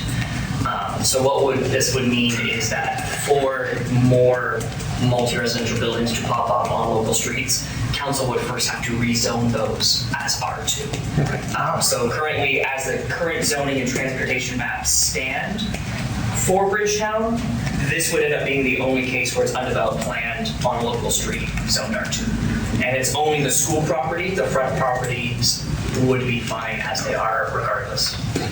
Even if they're not currently aimed at being multi-unit, I think they're aimed to be single unit, but the option would be there for the developer. Well, thank you. That's very helpful, and thank you, Councilor Red. That was a good clarification for me, anyway. Councilor, just to see around, Councilor Bartel. Just sometimes I think of last, thinking on the go. This probably hasn't gone far enough to do the building review, and with 16 units, chances are it's going to have some fire separations in it anyway. And if so, if it is a full firewall, could be, even though it's built on the same building, could be classified as 2 8-unit buildings, and that way maybe we could circumvent that problem? No, because under the current land use bylaw, and this is me, if I remember correctly, Bridgetown does not allow more than one main building on a lot. Please correct me if I'm wrong, you dealt with it a little longer than I have, but yeah. So that would not be an option, because then still under the land use bylaw, they could have 2. So they have to have one building, and that one building could be multi-unit only. That's a lot of subdividing. Yeah. Which, we'll see what happens when the review actually starts for all of Bridgetown. It is a 20-year-old plan. I'm just throwing that out there for consideration. Yes, thank you. I just had one more question myself. Assuming we go through the process and assuming that we rezone, it ends up we rezone the area R2, is the agreement that we have with the purchaser, is it in concrete? In other words, there are no conditions in the agreement that we could go through this whole process and then the purchaser could rely on some condition and get out of the agreement after we've gone through the process? I will let David speak to that if you would like to. I'm not aware of anything that, at this point, his only concern was who was paying for the rezone. That was the only condition that I was aware of, and he has to pay for it. So, I think you know, the sale is inspection. tied to the rezone, right? But that is the other. So the usual conditions are inspection, financing, that sort of thing. Those are off the table at this point. They haven't been mentioned at this point, no. Haven't been mentioned. No, he hasn't said those are conditions. But they have His only condition was rezoning. Oh, I see. Even the original contractor. I see. Thank you. Okay, unless I see other comments coming forward, I guess I'll call for a vote on the motion. I don't think we'll be. I'll get you some water if you have to read it again. No. I think you need to set a date. Oh, didn't we? If I could speak on that. There are a couple things that need to consider as we move forward with setting a date. The rest of the process, even after we do our public hearing, there will be required to be 2 council meetings to do the first reading, and then a second council meeting to do the public hearing and second reading before it can be approved by this council. So we are in a bit of a tight timeline because of the fact that August is a month where council does not hold meetings. So what that means is to meet all the requirements of getting things to council next month in time for it to get to committee of the whole to do the first reading. The PAC would have to meet the week of June 30th to May 3rd, which I know we just had a discussion around the funding of that week. June 30th, May. Yeah, May 30th to June 3rd. Sorry, a little mixed up. If we cannot get the PAC in that week, the report will not make it to committee of the whole, which means then we would be looking at the rezoning not taking place until most likely September. So it would delay the sale of the land by quite a bit. We could do it, but it would push back the delay. The PAC is all of council plus the PAC members, Yes. right? And if this is the only item on the agenda, it should be pretty quick. Right, perfect. And that's usually an evening meeting in the community. Oh, is it? Yes. Okay. Yeah, and then we do have to do the area advisory committee before we do the PAC meeting. So that means we do need at least 1 week before we hold PAC, so we can hold the AAC for Bridgetown. Well, Everybody got that, right? Yeah, they have to meet. Give us a date. Tell me when you want to do it. Ideally, if the PAC could meet the week of May 30th to June 3rd, within that period, which I know we just had a whole discussion around the issues with that week, but. Well, we were talking about a full-day meeting. This will be different. And it should be in an evening. As I said, on the Tuesday, the 31st, the 30th is a holiday. 31st, I get back late. No, the 23rd is a holiday. Oh, is it? I got. The 30th is a holiday, or should be, because that's my birthday. I thought you were going to make that an official pronouncement. I won't be here on the 30th or the 31st, but I'm quite happy for the deputy warden to run the meeting if that's the most convenient time. So Mr. Lamb has suggested that any time that week, it sounds like, from Monday, Tuesday, Wednesday, Thursday. I'm at the view of council. I don't have to be there. Is one day better than the others? I could do Wednesday or Thursday. But those people are not Those here. people are away. Those two are gone to MCS. You're gone, you leave on the 1st, that's right. So let's, I won't be there, let's do it on the Monday or the Tuesday. Do it Monday. Yeah, Monday the 30th. Monday the 30th? Monday the 30th. So There's What time would it be? an area advisory council meeting that evening. Which area? Cornwall's property. Cornwallis. And let's do the 31st. What about the Tuesday? Is everybody good on Tuesday the 31st? Yeah. Tuesday. So that's, is it 7 o'clock? Is that usually when the evening meetings start? Usually. And the location would have to be determined. So 7 o'clock on Tuesday the 31st. That's the PAC meeting. Bridgetown School.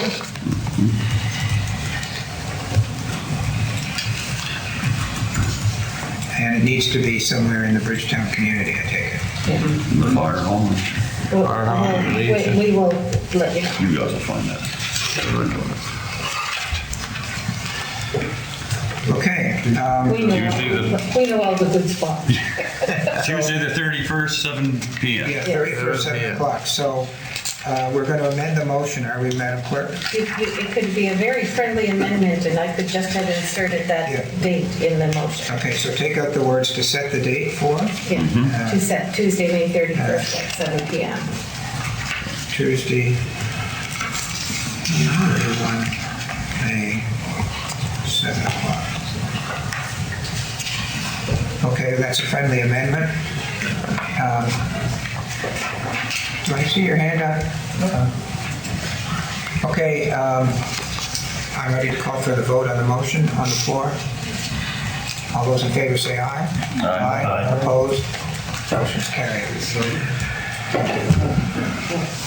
Councilor Collins has to leave.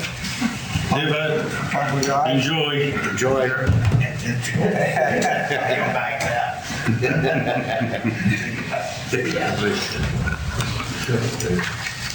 All right. 7.1 CAO report has been circulated. How you doing? Just one more quick question. Do we need a date for the Bridgetown area advisory committee?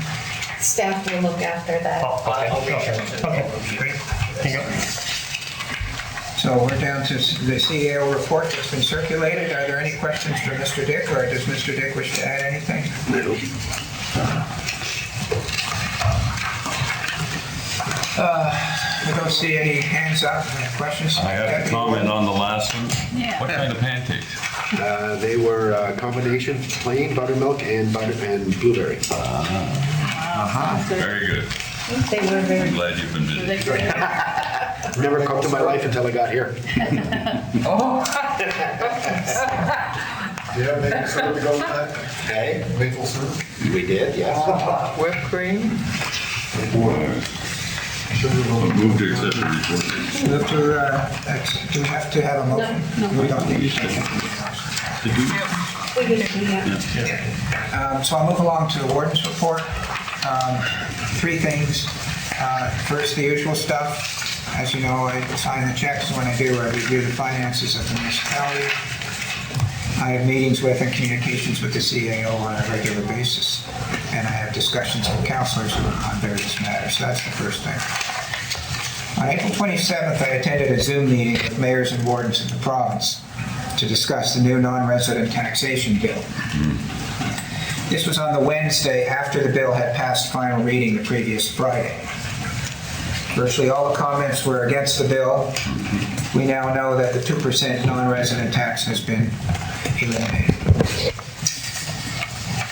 The point of me bringing this up is that I did comment at the meeting. I asked why we were meeting after the bill was passed and not before.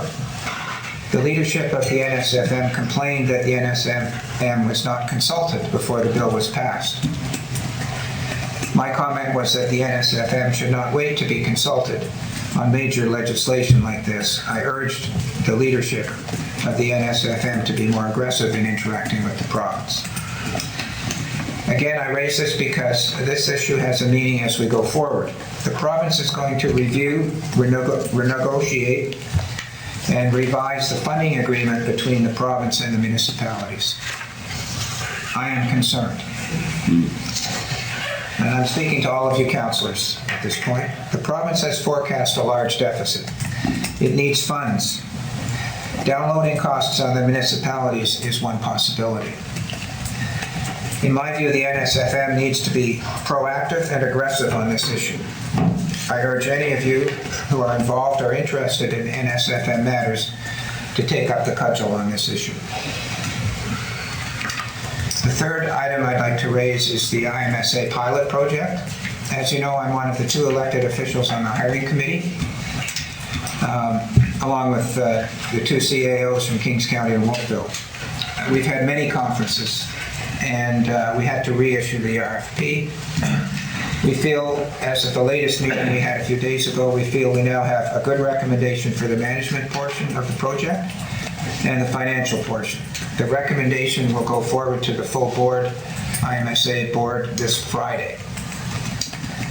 The project timeline and the costs do not begin until these consultants are hired. So that's where we are on that process. Any questions about anything or anything else? Yes. This is your chance, yeah. Please, thank you. Did anyone, when the mayors and so on met, did anybody bring up the idea that why doesn't the government look at the fallow farmland that we've got around the province and actually tax people for what a lot of our farmland is becoming, is building lots? And as well with the forestry land that people own, God knows how much of it around the country, and that have no real plan for that other than to eventually chop it off and sell it, right? So, you know, which is what forestry land, I suppose, is considered and looked at.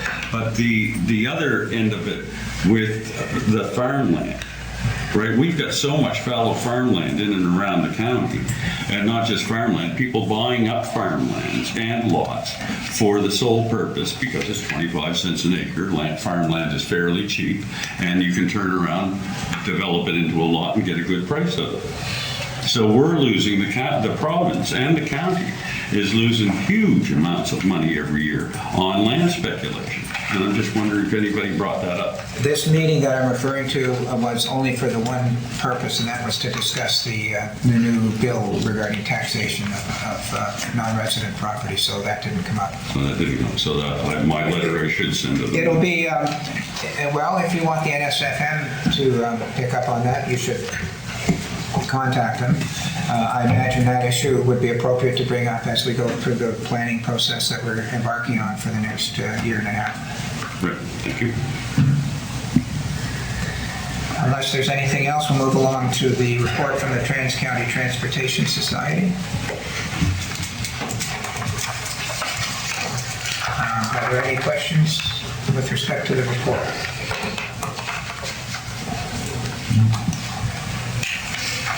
These ones from outside organizations need motions. Oh, sorry. Move to accept the report.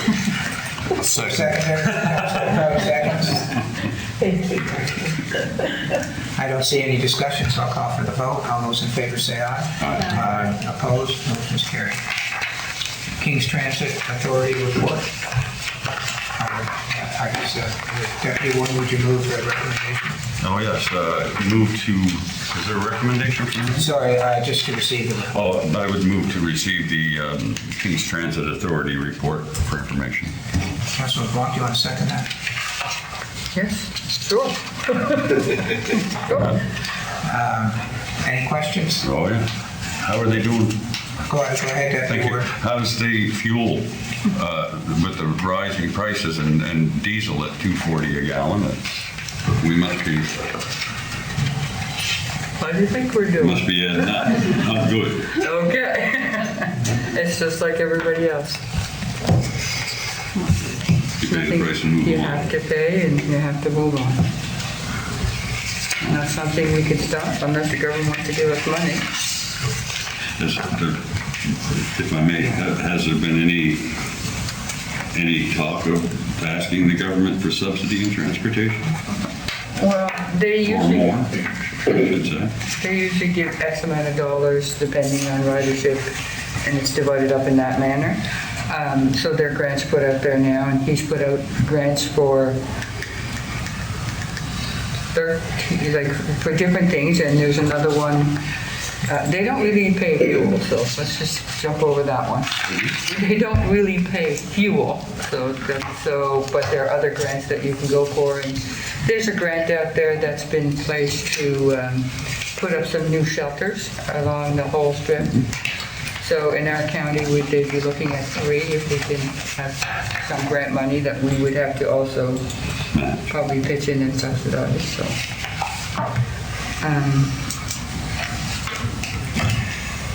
Thank you. Sorry, I can't tell you the gas is going down. The warden will do that. Any other questions with respect to the King's Transit report?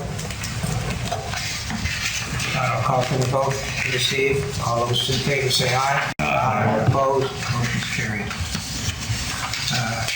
Next is the Annapolis Valley Regional Library report. Councilor Morrison has circulated a report. Deputy Warden, would like to move the receipt attached. Oh, yes. I would move that we receive the report from the Annapolis Valley Regional Library. Is there a seconder for that? Councilor Bartow seconds. Any questions for Councilor Morrison? Seeing none, I'll call for the vote. All those in favor say aye. Aye. Opposed? Motion's carried. That concludes the public portion of this meeting today. I'll entertain a motion to go in camera in accordance with Section 22(2)A, acquisition, sale, lease, and security of municipal property to municipal government. Move it. Board moves. Councilor LeBlanc seconds. Any discussion? Seeing none, I'll call for the vote. All those in favor say aye. Aye. Opposed? Motion's carried. We've now completed the in-camera portion of today's meeting. I'll ask for a motion to adjourn. Moved by the Deputy Warden, seconded by Councilor LeBlanc. Any discussion? Seeing none, I'll call for the vote. All those in favor say aye. Aye. Opposed?